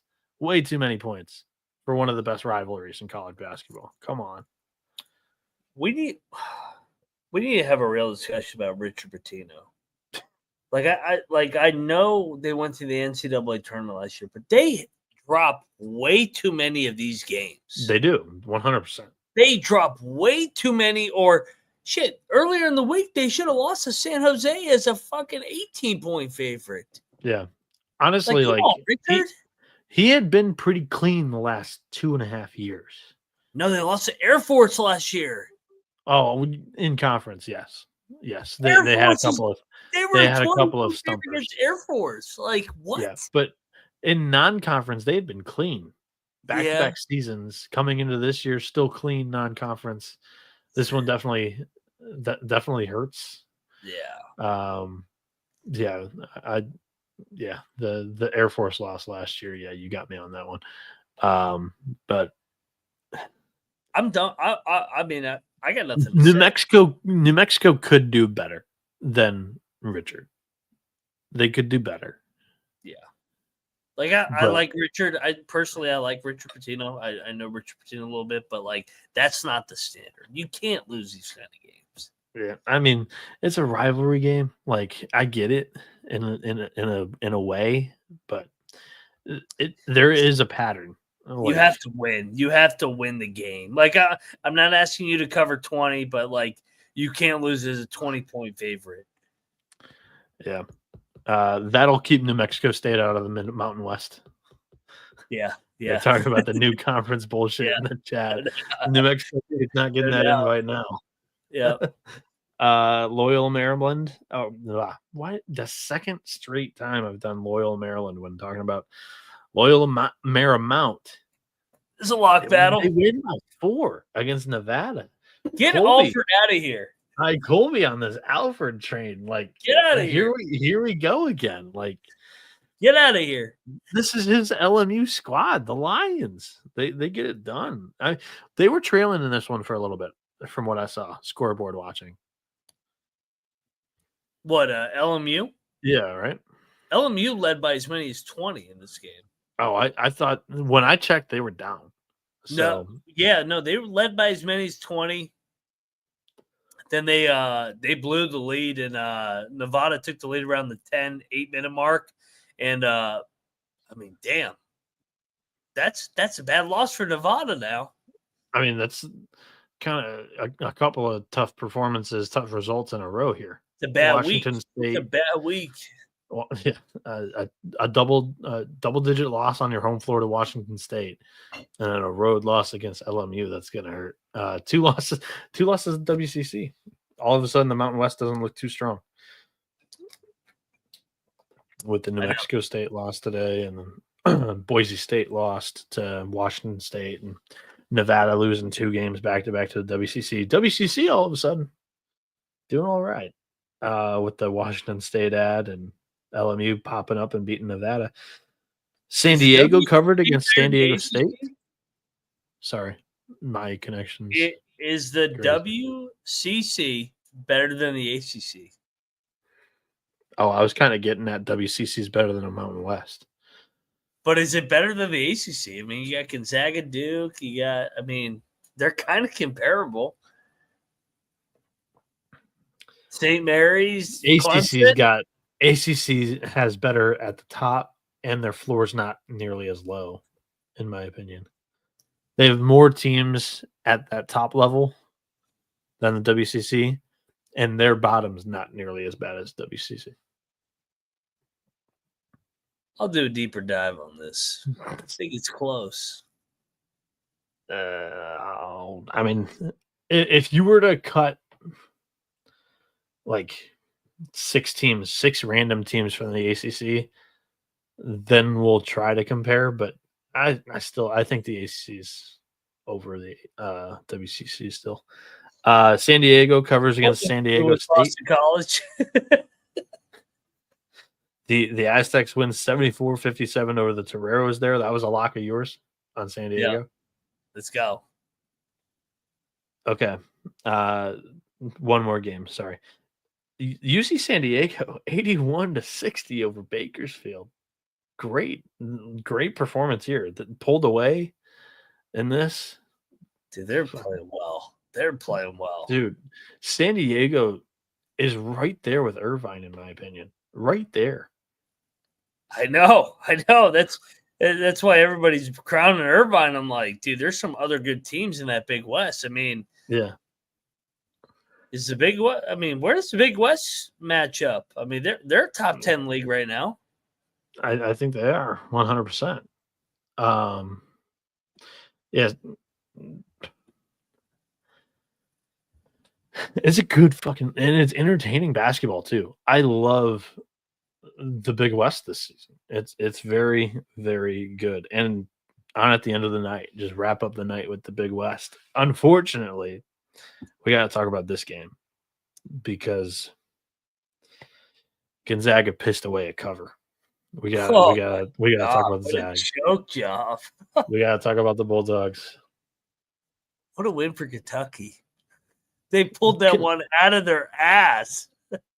So is Kentucky a top 10 team? Or is Gonzaga not a top 10 team?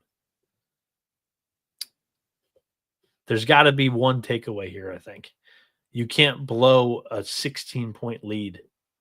Good question. Because I was not nearly as high as other people. There was noise that some people had Gonzaga as the number 2 team in the country. I didn't have I didn't have that belief coming into the year. I still think they're really good, and they've got good players. I think they're deeper than they've been in a couple of years. I struggle to believe that Kentucky's defense is going to be consistent this year too. So I don't think Gonzaga is a top 10 team is my takeaway from this game. I think Kentucky is BYU of last year. I think they're solid. I think they're good. Like a solid, really good team. Top 15, top 20 team. Shout out the Big Blue Nation. I thought they'd show up to the Clemson game. No, they said fuck the Clemson game. We're going to Seattle. So they got the revenge from Gonzaga going into their building last year into was it Rupp or was it a neutral site? Whatever. Gonzaga traveled and beat Kentucky, and Kentucky gets their revenge this season. Game balls. I think Kentucky will be a 4 or 5 seed come March. That's my prediction. They're going to be better than I originally thought they were going to be seed wise. They're solid. They're solid. They're old. They find ways to win. Pope's a good coach. Right now. I just saw somebody in the chat say that they're better than Auburn. You're not even close to Auburn. You're not even close to Alabama. You're not even close to Tennessee. Like they're in that next tier of SEC teams. They're good. They're a really good team, but they're not on that top tier with those other teams. No, you were talking about 4 or 5 seed. I think the floor is a 4 seed. With how good the SEC's played this season, losses in the SEC is not going to hurt Kentucky. Well, so here's what's different what they have versus everybody else. They're Kentucky, and they're going to catch everybody's best shot on the road. Sure. Like Kentucky's a get up like Duke, Carolina, Kansas. Yeah. You're a blue blood Super Bowl spot. Yep. How many games they play? I think Kentucky will go 23-8. I'll call my final season prediction 23-8. How many L's do they have right now? 1. 23-8. Go 12-6 in I can't throw out the blind predictions now because of the way that the imbalanced conference schedules are. They'll win at Georgia. They'll probably lose to Mississippi State. They'll lose at Giving them at Georgia. Georgia's good, man. They'll lose at Knoxville. They'll lose at Ole Miss. They'll lose in Austin. They'll lose at Bama. I'll give you 6 losses. Bro, they are going to have 8 or 9 losses. I'll guarantee that right now. They're in the SEC right now. Like, if they take care of business at home, I see them losing 6 road games-ish. Well, they play 9 road games in the SEC, hostile environments. I'm saying they're going to lose 6 of them. 6 of them. Game balls. With that said, Kentucky's my game ball. And they want to get – well, it's a game. It's a good they game won ball. In the state of Washington. That was not a road game, but it was more of a neutral site game. It was a 30-70 split. Good win, Kentucky. But no, you're not winning the national championship. But great win tonight over Gonzaga. You guys are on the same level as my Mountaineers. We beat Gonzaga too. I'm giving a game ball to Washington State. Super, super impressive game. This was on one of my TVs for a while here. They led by 20 for like 20 minutes. It was a domination. Boise State dressed up the score. Cougs, game ball. I think St. Mary's should get a game ball. St. Mary's goes into Salt Lake. That's a hard place to win. They lost to them on their home floor last year. They return the favor here. Great win, Randy Bennett and company. Great job all around. Giving a game ball to Pat Duquette and UMass Lowell. Best basketball team in the state of Massachusetts. They are.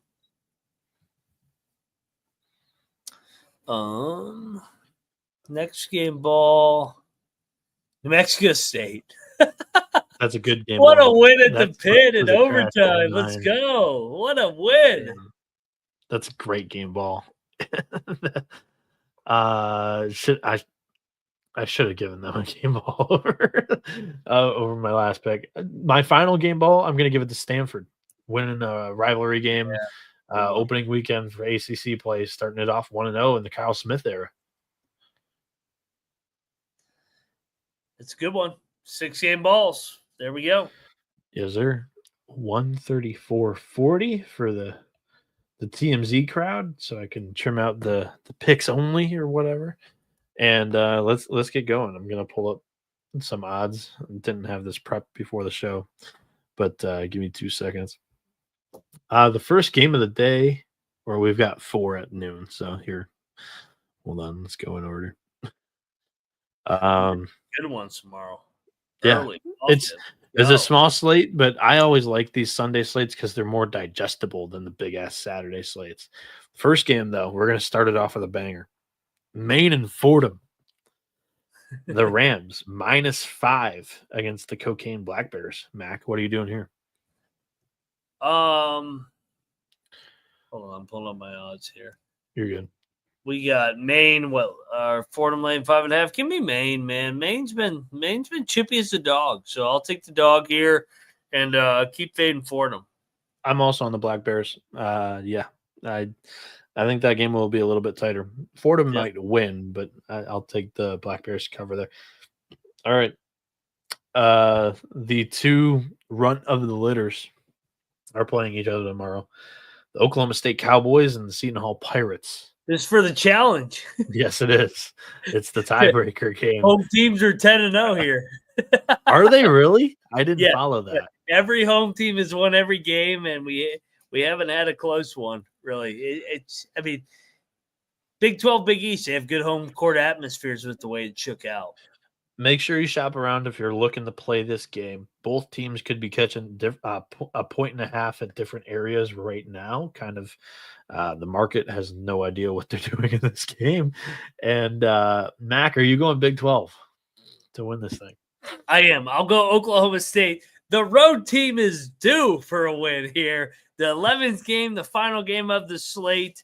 I think Oklahoma State, better coach team. I think they're better athletes. I think they have the better roster.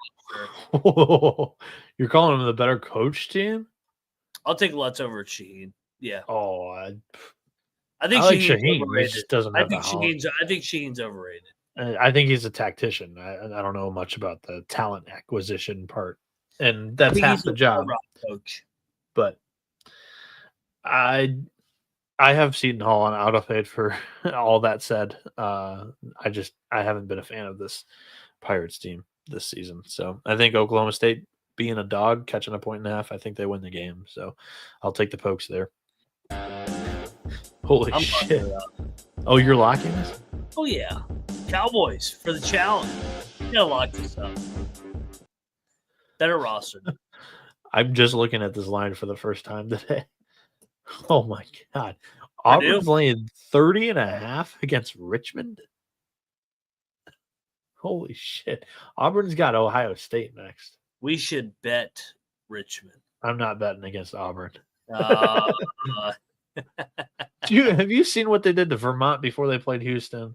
Did you see what they did to North Alabama before they played Iowa State? Like, they're off the Duke game and they're off Maui. Like, they're gonna go through the motions to win by 22. That's what we said about the look-aheads too, the other look-aheads. And they won by 51 against Vermont and what? That was opening night. 33 against North Alabama before Iowa State and Maui. Come on, Richmond. I'm taking the points, but I think it's crazy to bet it. I've already gotten burned. I like North Alabama in that game. I bet it. And I'm not going back to the well there. Purdue is laying 4 against Maryland here. You can find a 3.5 at ESPN Bet. You can get a 5 out there in the wild as well. Come on, we know what to do here, man. Purdue off the loss. Maryland off of a Super Bowl where they made every shot, won by a zillion points, led by 50 at halftime against Ohio State. Purdue's a lock. Yeah, I'm right there with you. Lock up the Boilers. Get that 3.5 at ESPN Bet. Boiler up. Boiler up. Big Ten Network, early game. There you go. 12:30. Vanderbilt plays TCU in Dickies Arena. This is like a semi-home game for TCU for what it's worth. But does the Big 12 get a W against the SEC here? Good question. I think I'm going to go back to the well with TCU. I think the home game, they need another marquee win here. Vanderbilt off of a big Virginia Tech win. Big. Big's doing a lot of heavy lifting. It's the biggest win of the Byington era. TCU's so a win against Xavier is a bigger win than Virginia Tech. Who the fuck are you fooling? Give me Jamie Dixon and company. I'll lock up TCU. Go back to the well. They get another decent win here. No frogs.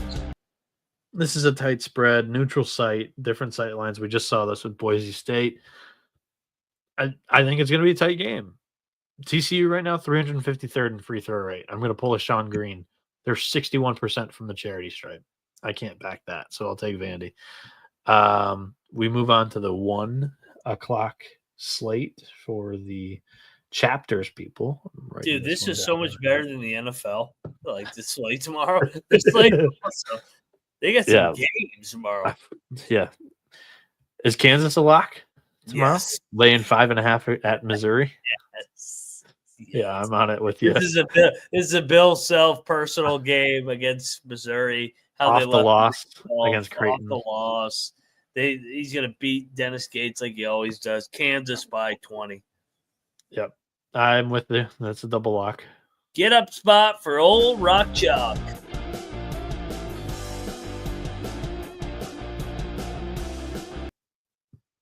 All right. We're going to be 5.5 too. Short number. Yep. Everybody talk yourselves into Missouri and take that fucking ass whipping tomorrow. There's a 6.5 at DraftKings right now, but 5.5s are out there. Harvard and New Hampshire play. They do battle tomorrow. This one is in Durham, New Hampshire.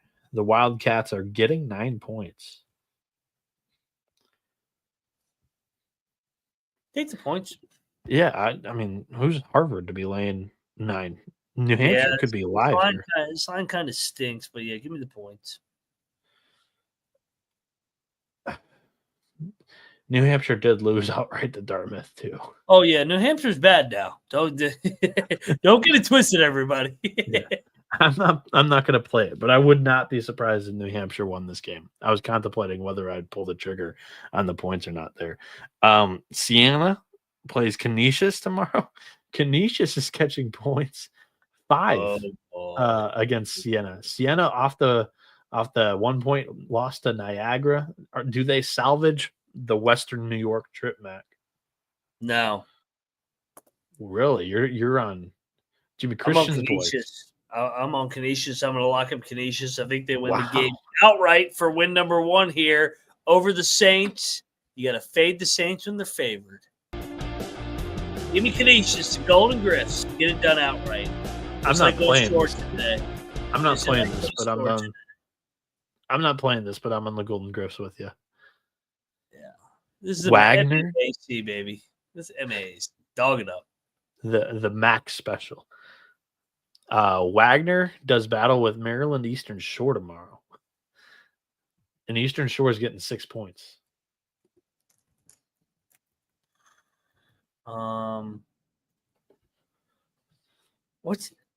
I think Eastern Shore's the right side too. I think this line stinks. I'm so tempted to bet Eastern Shore. Oh man, I mean, who's Wagner to be like 5.5 on the road? All their road games so far this season have been bye games, so it's a tough. Yeah, they won by 2 at BU. Like BU is so much better than Eastern Shore, and Wagner brought back a whole lot of depth from last year's NCAA tournament team. I'd be lying if I was not letting priors sneak into my mind here. This one does kind of smell. It does seem short. I mean, Eastern Shore almost won at Longwood the other night. Like, they actually look like they got a little bit of a pulse here coming in this game. They led at Longwood for like 20-plus minutes out of that game. Oh, I don't like it. I'm going to lay the points with Wagner. You never take these gross ones. That's not true. None as gross as Canisius or Maryland Eastern Shore. I've never heard you take one like this. It's not true. Name one. Are you going to play your Name music, or are we time. moving on? Hey, you fucking baited me. Maryland Eastern Shore outright. Canisius, Maryland Eastern Shore, dog parlay. You're going to make me go through this and find nasty games that I've already done this something season? Nasty you've ever led. Yeah, or okay. taken. Let's go. I'll find one in 2 seconds. Yeah. I took, let's see, what nasty game do you want to hear me play, or one of my plays? I had New Hampshire the other night against Dartmouth. That was a shit fucking game. Now you're burned. You won't take another one all year. I'm just telling you that I've played plenty this year. I don't know what you're talking about. That was just 2 days ago. You should have played West Georgia today. That was a good one. Oh, I gave you that. I don't know about it. Gave you that handicap, but I jumped in and said for their first D1 win or whatever, and it was a rematch. Is this Maryland Eastern Shore's first home game? Also, no. Yes, first D1 home game. They've played 2 non D1s at home. Let's go. Dog it up. They won 96-77 over Penn State Schuylkill and 113-58 against Gallaudet. Gallaudet, what a name that is. Yeah, dog it up. Maryland Eastern Shore outright. Yeah, you bet your damn. He's questioning my integrity here, betting gross games and not liking all levels of college basketball. Daniel, better believe I was bringing up. Daniel's drunk.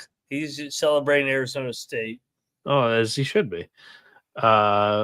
St. Peter's plays Iona, and this is also one that I encourage people to shop around. You could get either team catching a half point, a point and a half in Iona's case. What are you doing in this matchup here? Iona off an ugly loss to Sacred Heart, and Peters just lost to the Madden Hat.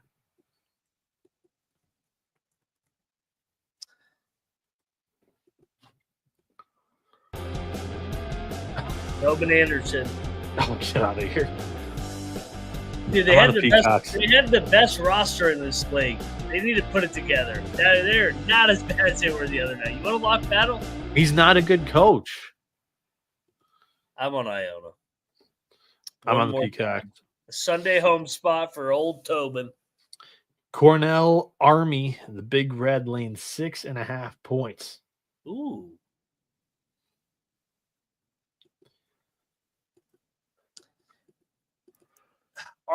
Army's off of the fucking triple overtime game. That's the problem. Yeah, that was Tuesday for what it's worth. A couple of days off. Give me the points just because I like Army, but I'm not going to bet Army. Army's undefeated at home so far this season. They are, but wins against Albany, who's not bad, and Fair Dick. But what's her name's been a kryptonite of mine. Fucking Cornell. Cornell just blew out Colgate too. So if you're gonna play if you're gonna say the triple overtime angle, that was a non-competitive game earlier this week against the toothpaste. Why is this number not 4.5? That's my concern. KenPom's got it at 3, so it is a little bit. Yeah. Like I said, man, this line reeks. Like I'm taking Army just out of loyalty to the troops in America, but don't fuck the Ivy. But something tells me Cornell might blow them out. Cornell might be legit this year. I mean, doing that to Colgate's impressive. So I don't fade the troops. I'm on Army, but fade KenPom too. Not going to play that easy system. Tarleton plays UCF tomorrow, and the Golden Knights are laying 25 points. Oh God. They're laying 25.5. 25 and a half, yeah. Shout out to Justin Renner for the $4. I'll lay with UCF. We appreciate it a lot.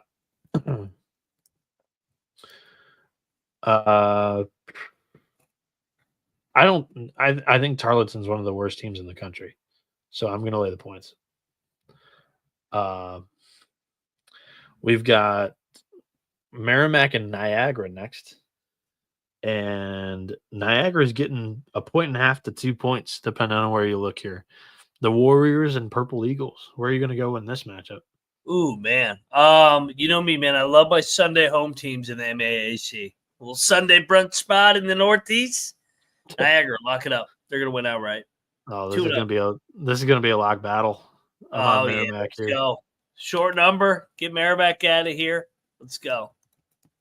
Give me Merrimack. They're the better team. They're the much better team. They go 2-0 on this Western New York trip. I don't understand the MAAC. You're right. It's typically my worst conference that I bet each and every single season, but this one's going to the well. This one's going to hurt. The next game here is a 2:00 game, so I'm going to write down the timestamp. We've got Bucknell and Radford. The Bison getting 6 points. Radford laying 6 points after a big win. Give me Bucknell. Radford wins by 3. Radford's undefeated in non-bye games. Yeah, Bucknell's a good team, though. I know. Radford wins by 4 or 5. I'll up it. 4 or 5. Bucknell covers. Bucknell's had a rough stretch here. Yeah, they haven't scored much lately. Fucking Radford's 8-2. They're going for 9-2 tomorrow. Yeah, I'll take Radford, dude. I'll lay it with Radford. I'll root for you know me, man. I love my guys at Radford. Yeah. No, I don't want to bet them. I don't want to jinx them. I'm staying off it. I will watch as a humble citizen and root for my Highlanders. Fuck you, George. Let me take you to the land down under. Let me take you to the land down under tomorrow. Because Quinnipiac, lock it up. They're winning this thing by 5 or more points. They're laying 4.5 against Sacred Heart. After Sacred Heart just blew out Iona. Give me the Aqueduct. Lock it up. You know you're coming with me, too. Oh, you know me. I got to stay consistent. Sunday home spots in the MAAC. Quinnipiac. You sorry-ass fucking Aqueduct fucks. Aqueduct gets it done. All right. We've got Robert Morris traveling to Fort Wayne. Fort Wayne off of the Detroit loss. This is a stomp spot. I'm locking the Mastodons. This is finally a team good enough that I think can exploit Robert Morris. Oh, what's the number on this game? 10.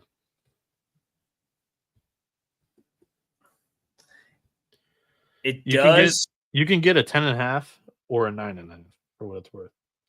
It does seem like the right side. I think you are right here. We're off the loss. I like a Sunday home spot, man. You know me, man. I like the home teams on Sunday. Let's go. Fort Wayne, John Kaufman, embarrassing loss at Detroit. Dream rises to the top. Massive. All right, we've got fucking weirdos in the chat right now. I can't. I'm looking over fucking sicko. Too much bullshit going on. Some of y'all need some fucking counseling. I'm gonna give you some real talk right now. Some of you guys need some fucking counseling and look into what life's all about. That's all I'm gonna say. There's some weird ass shit going on in that chat right now. Yeah, I mean that's what happens when I'm not able to bet on some games. And you guys are fucking getting weird. That's what happens when I'm not able to monitor it like I usually do. And Andrew 15 says, "Welcome to the internet."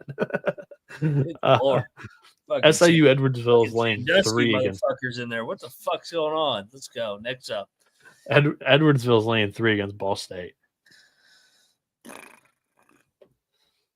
So Edwardsville has not played in a minute. Should we take Edwardsville? Should we lay it with Edwardsville? I kind of like Edwardsville laying 3.5 here.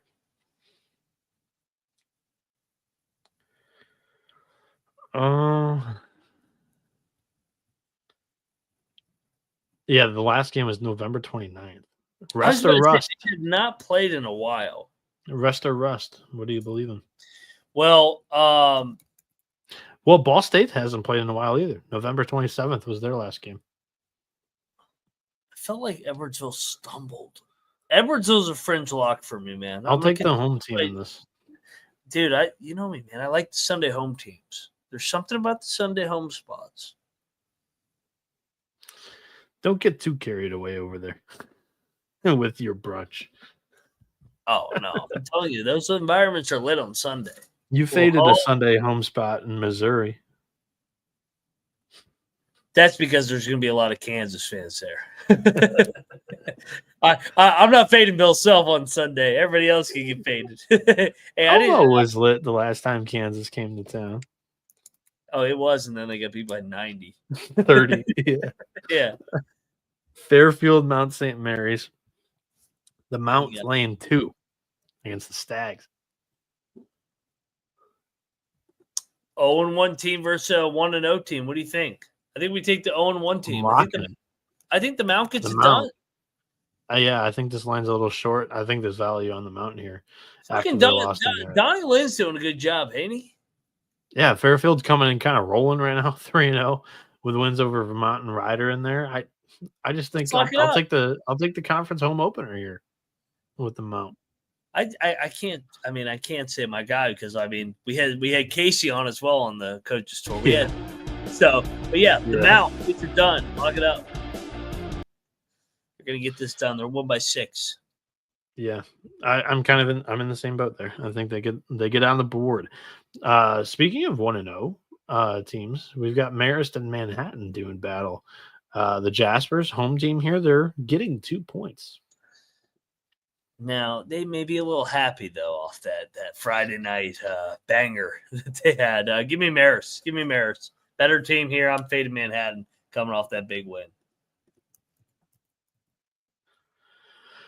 I got caught reading the chat, but I'm gonna go with Marist. I think the defense travels. The Red Fox have really good floor. I think they're pretty steady for most of these games. Typically in NAAC. I think they're steadiest. I don't think they have the highest ceiling for what it's worth, but I think Peters is still the best team. But yeah, I'll go with Marist, the Red Foxes here. Reading the chat, I'm just slacking because I'm also hosting the show, guys. There hasn't been any comments on the screen for what's trying to pick some fucking games, Jack Fucks. There you go. There's your Jack Fuck of the night. Howard's getting 27 at Cincinnati. Oh God. And Cincinnati's last game was that Villanova beatdown. Yeah, I mean, they got Xavier on deck, so don't get carried away. I'll lay it, no bet. I ain't fucking betting this. That's true. Yeah, they do have the Skyline Chili Bowl next. Shit's gonna be lit. Yeah, can't wait for that one. What next Saturday's a great slate, by the way. I've already looked. Is that next Saturday? Yeah. The middle Saturday, the middle Saturday in December is always a great slate because it's like no college football. The playoff starts the next weekend. All we have is Army Navy, and yeah, you start getting some big time rivalries. Isn't it exam week this upcoming week too? So it's like the Saturday after exams. Yeah, because there's there's games this week, but it's like limited, and then they load up on the weekend. Yeah, there's like very few though this week. Yeah. Colgate and Northeastern play tomorrow. Colgate, oh my God, they're getting 8.5 points. What? Yeah, against Northeastern. Like Cohen's squad of the Huskies they're doing well this year, but you're giving me 8.5 points with toothpaste. Oh, is it? But hey, man, is this Yale, Vermont from today? It might be. Yeah, I kind of want to lay with Northeastern. I think the line's telling. I don't know. That's a lot of points though to lay. Yeah, it is. I I'm on Colgate. It's just regular practice. I just think we're doubting the program a little bit here at this point. I mean, they've kind of earned it this year. They're 2-7. I know they played like dog shit, but last year Northeastern. Oh wait, no, that they haven't played in 2 years. Never mind. Yeah, the chat's fucking creepy right now. What? You got some Sandusky fucking fucks in there. I'm not even reading that shit. I'm just fucking locked in on these games. St. Louis is laying 25 against counseling. St. Louis is laying 25 against our Cougs. Chicago State. I'm on SLU. They were blown out at San Francisco. I don't think Chicago State's very good at all. Yeah, lay it. No bet. And for the record, that was first 3 a.m. or 3 p.m. game that we talked about. So that was like 1:59:40-ish. Austin P and Sanford's going to be a great game tomorrow, right? Ooh, buddy, here we go. Why is this 13 points? I'm on the Govs. Shall we lock the Govs? I think the Govs is the right side here. Yeah, I think this is a little crazy.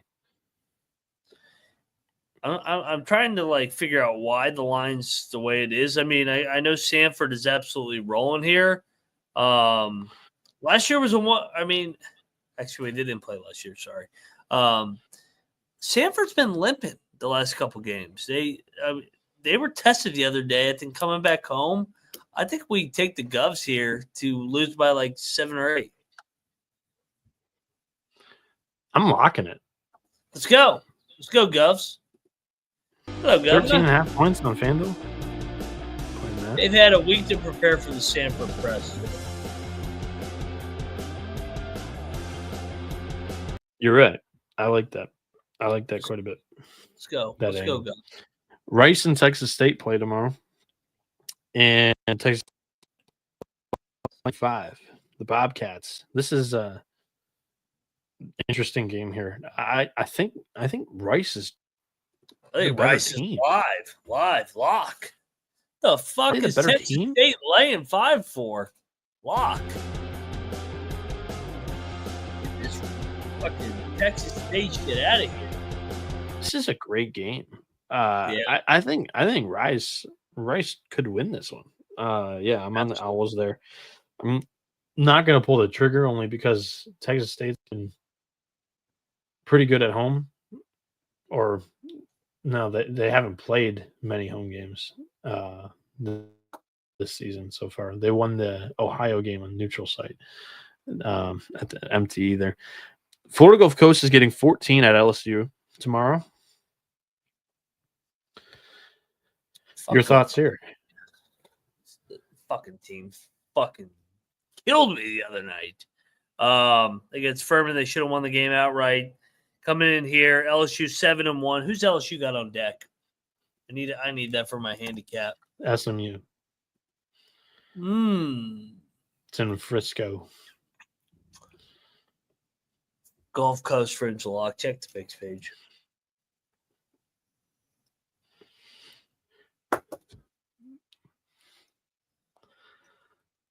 What are you doing? I don't love this either side. I think it might be a little bit too many points. So I'll take the 14.5. I don't have much conviction on either side of this game here. Texas A&M and Texas Tech is going to be a great game tomorrow too. Ooh, buddy, this is a game. This one we're currently seeing the spread at either -1.5 or -2 in favor of Texas Tech. This is in Fort Worth, Dickies Arena. The second game here behind that TCU Vanderbilt game. We're going to get a Big 12 sweep. TCU's going to win early. Texas Tech's going to win this one. I'm locking Tech. I think they're the better roster, more disciplined. I'm fading A&M. I think they're overrated. Ooh. I like Texas Tech a lot.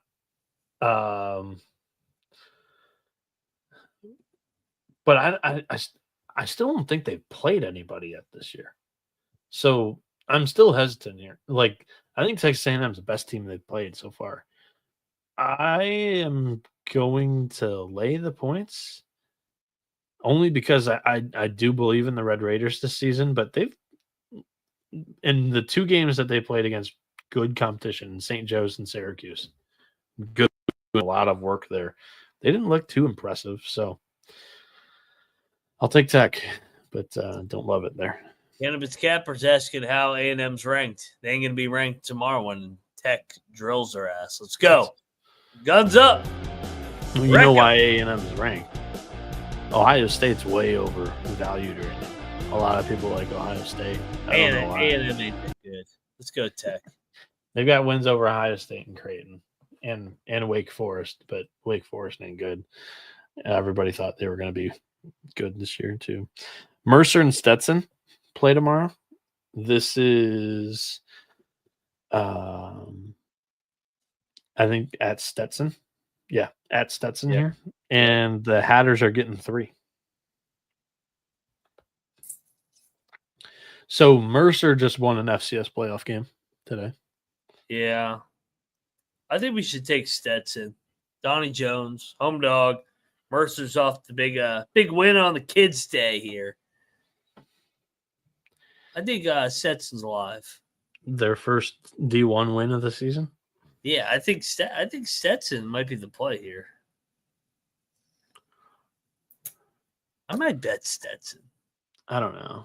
Stetson could be pretty bad this season. I'm going to be on Mercer. Jones, good coach, though. Yeah, but if you're a good coach, you don't lose the Citadel by 20 on your home floor. Yeah, but they're super young. I think they're going to get better. Is this a game where they pop up against a first-year head coach in Mercer? Could be. Could be. We've got 4 p.m. games kicking off now. And Arkansas State and Memphis play each other tomorrow. This is a huge Arkansas State spot, right? Is it? Yeah, the western part of St. Jonesboro, not too far from Memphis. Lock. Arkansas. Memphis has Clemson next. Yes, this is like Arkansas State, one of their games that they circled in the preseason. I like the Red Wolves here. You're playing the money line here. I don't mind. 800 plus 800. Sprinkle it. They've played like absolute dog shit recently, though. They're going to get up for this one. I like the 15.5. I'm going to play it. I'm going to lock it up, but I don't have the balls to play the money line right now. Go Red Wolves. They have not looked the part to be able to pull off this upset for me in my mind. 15.5 is a whole lot, though. SEMO heads to Murray State, and the Racers are laying 16.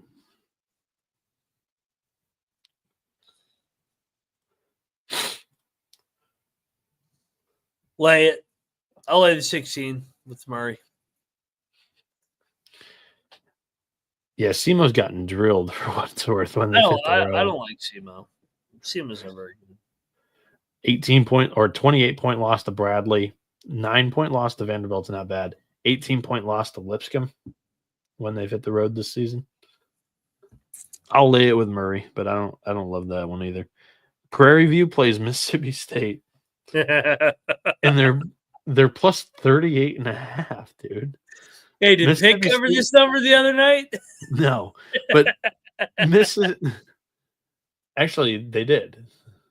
They lost by 33. Yeah. So, but Mississippi State beat the absolute pulp out of Pitt, and they've got McNeese next. Isn't this a Prairie View spot? Isn't this like the type of game where Mississippi State only scores like 70 because their offense is like not world beater, and it's just enough where Prairie View can score 40 and stay in the spread? Yeah, give me the points. Give me the points.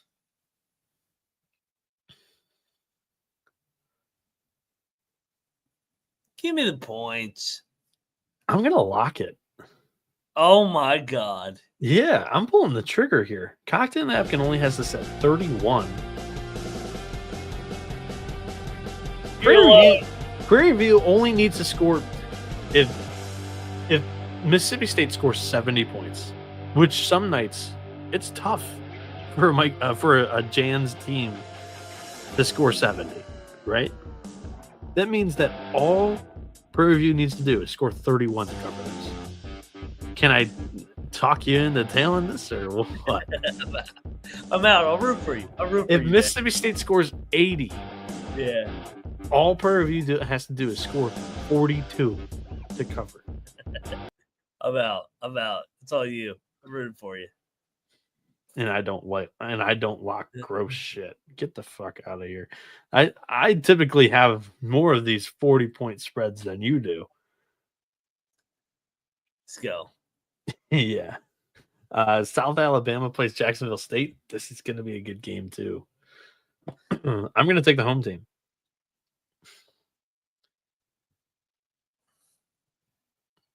They're laying 4. I know. I love my guy Ray Harper. Yeah, give me South Alabama. Lay it. All right. Louisiana Tech plays Louisiana.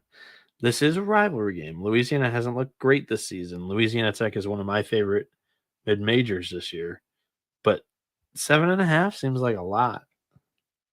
It does, but Louisiana Tech's been fucking rolling, man. I know. I really like them. And Louisiana's been dog shit. Is this a dog spot though? Back at home dog at the Raging Cajun Dome. Well, that's what I'm saying. I think it's a little too much. Like Louisiana's. I think Louisiana Tech wins the game. They've lost 2 in a row here. They're going to come in. They're going to get right. They're going to win this game. But I think 7.5 is a bit much.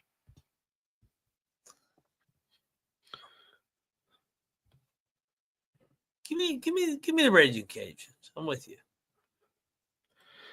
Dartmouth and Illinois Chicago. This is at UIC. And they're laying 10.5 points. Oh, the old Dartmouth coming off the big BC win. No, that's not their last game. New Hampshire is. Yeah, but it's still. Believe me, I lost that game by the hook. Let me lay it with UIC. No bet. I'm in the same boat. Same boat. UIC. All right. UConn heads to Austin. Texas is -1. Texas, big. You're going big? That place is going to be on fire. Who's the better coach?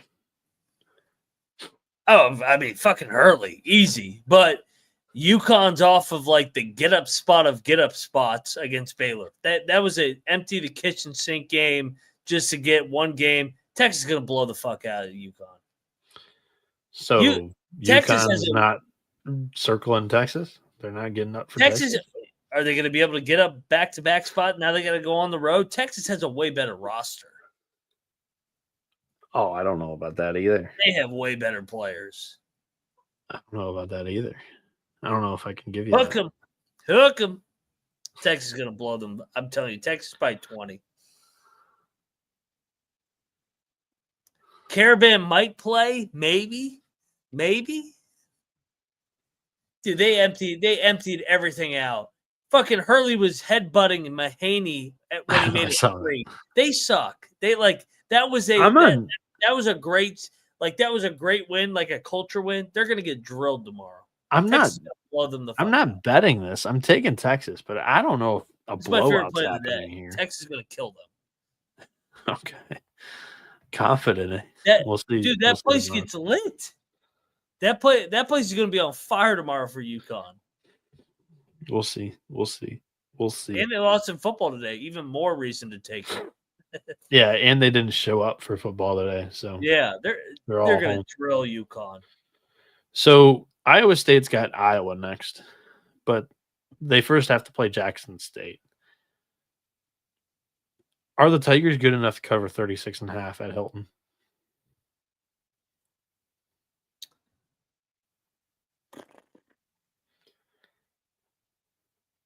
I don't know. Lay it. I'll lay it when it's done. I'm not betting this out. I'm going to take the points. Taking the 36.5 with Jackson State there. UCLA Oregon is going to be a really interesting game. I think the winner of this is squarely in the driver's seat on the West Coast of all the new teams in the Big Ten, and honestly, a Big Ten contender. Oregon's laying 3. This is in Eugene. I'm going to lay the 3. I will lock up UCLA. Give me the defense, McCronin Company. They're going to get this done, and they're going to win and give Oregon their first loss. Give me the Bruins. You want to battle? No, I'll pass on this one. Oregon's too. They got fucking so lucky the other night. Now they're coming back home. UCLA is going to get this done. All right. Last game of the night. This one's tipping off also at 6, but Duke heads to Louisville. Duke is -9. How much fight does Louisville have in them? The injuries are the story here. Well, I mean, this is a Super Bowl spot for Louisville.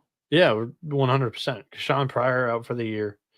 Also, it was Corin Johnson out, Abubakar Traore out for I think 3 weeks or whatever. Corin Johnson's out for the year.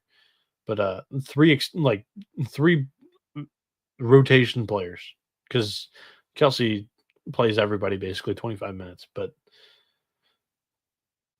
this is a thin Cardinals team though, and Duke's they're not your typical Duke team. They're pretty physical. I like Duke. Nah, give me Louisville. I'm a sucker. I'll lock up Louisville. To fit your narrative or your handicap here, Duke is off the Auburn game. They're off the Auburn game, dude. I got to take Louisville. This is a blind back to spot here. Louisville just got fucking drilled at home, back-to-back home spot. This is it. I mean, if you can't get this one, then you're going to struggle to get in that large bid here because you're going to start running out of resumes. Yeah. So Louisville keeps it within 9.5. Yeah, time's running out quick because you don't have many opportunities in the ACC. Duke probably wins by 4. Give me Louisville. I hope they win. Yeah, to your point, time is running out in the ACC quick because there's not many opportunities to boost that resume. Yeah, like you said. And that's going to wrap up today's show. Best bets portion, our 3 favorite plays of tomorrow. Mac, do you want to start, or do you have yours ready, or you want me to go? Hook 'em is my number 1. Guns up is my number 2. So I got State of Texas, and then number 3. When in doubt, just take Bill Self. They'll fucking get you some money. They're gonna fuck up Missouri in that old border war, old matchup here. Let's go, Rock Chalk Jayhawk. Let's go. All right, I am going Quinnipiac -4.5 home game against Sacred Heart after Sacred Heart blew the fuck out of Iona in the last game. Totally non-competitive. We're going to take Quinnipiac, my pick to win the MAAC. Actually, I don't know if they were my pick, but I had them first or second. But I think that team's still steady. They won it last year. They brought back a lot of the players. And I think they bounced back after a tough loss. Purdue -3.5 against Maryland after Maryland stomped Ohio State. You're on mute, but I am. You were, I guess. I wasn't hearing you when you were talking. That's a good one. That's a good one, man. That's a good one. Yeah, I like Purdue -3.5 at Mackey. And then I'm gonna go with you. Kansas -5.5 against Missouri. They've ran this rivalry. So that's gonna wrap up today's show. Fun show. Sorry I wasn't able to keep up with the chat and maybe do my actual job because I was hosting today's show. But yeah, no more of that shit, please, guys. All right. If you like the college experience, go check out the college experience football recap for today's conference championship games. I think they're probably recapping everything. D1, which is FBS and FCS, also D2, D3, NAIA. Colby's probably recapping it all over there with Patty C. So check out that show. Highly encourage you to do that before the playoff bracket releases, and also to get your goods on the other playoff brackets in other stages of college football. They all all forms of college football over there. You can follow me on Twitter at NoahB77_. You can follow Ryan McIntyre at Moneyline_Mac. You can follow the show on Twitter at TCE on SGPN. What else do I have to plug here before we get out of here? Mac, do you want to say anything else? Yeah, a lot of trolls in the chat. Make sure you subscribe. If you're going to troll, at least fucking carry your weight and don't be a fucking lazy fuck. And make sure you subscribe and help us help you. And best of luck to you in your life. And you can kiss my ass on the way out, too. How many people are watching this live? God damn, 300. Yeah, we've been hovering around that 600 total for all platforms. But yeah, good stuff, guys. We appreciate the love a lot. Yeah, first Mega Saturday in the books. 2 hour, 20-minute show. Mac, we did well. We did really well. All righty. Go. What'd you say? I said, let's go, baby. Yeah. All right. This has been the college basketball experience. You better start thinking about yours. And we are out of here.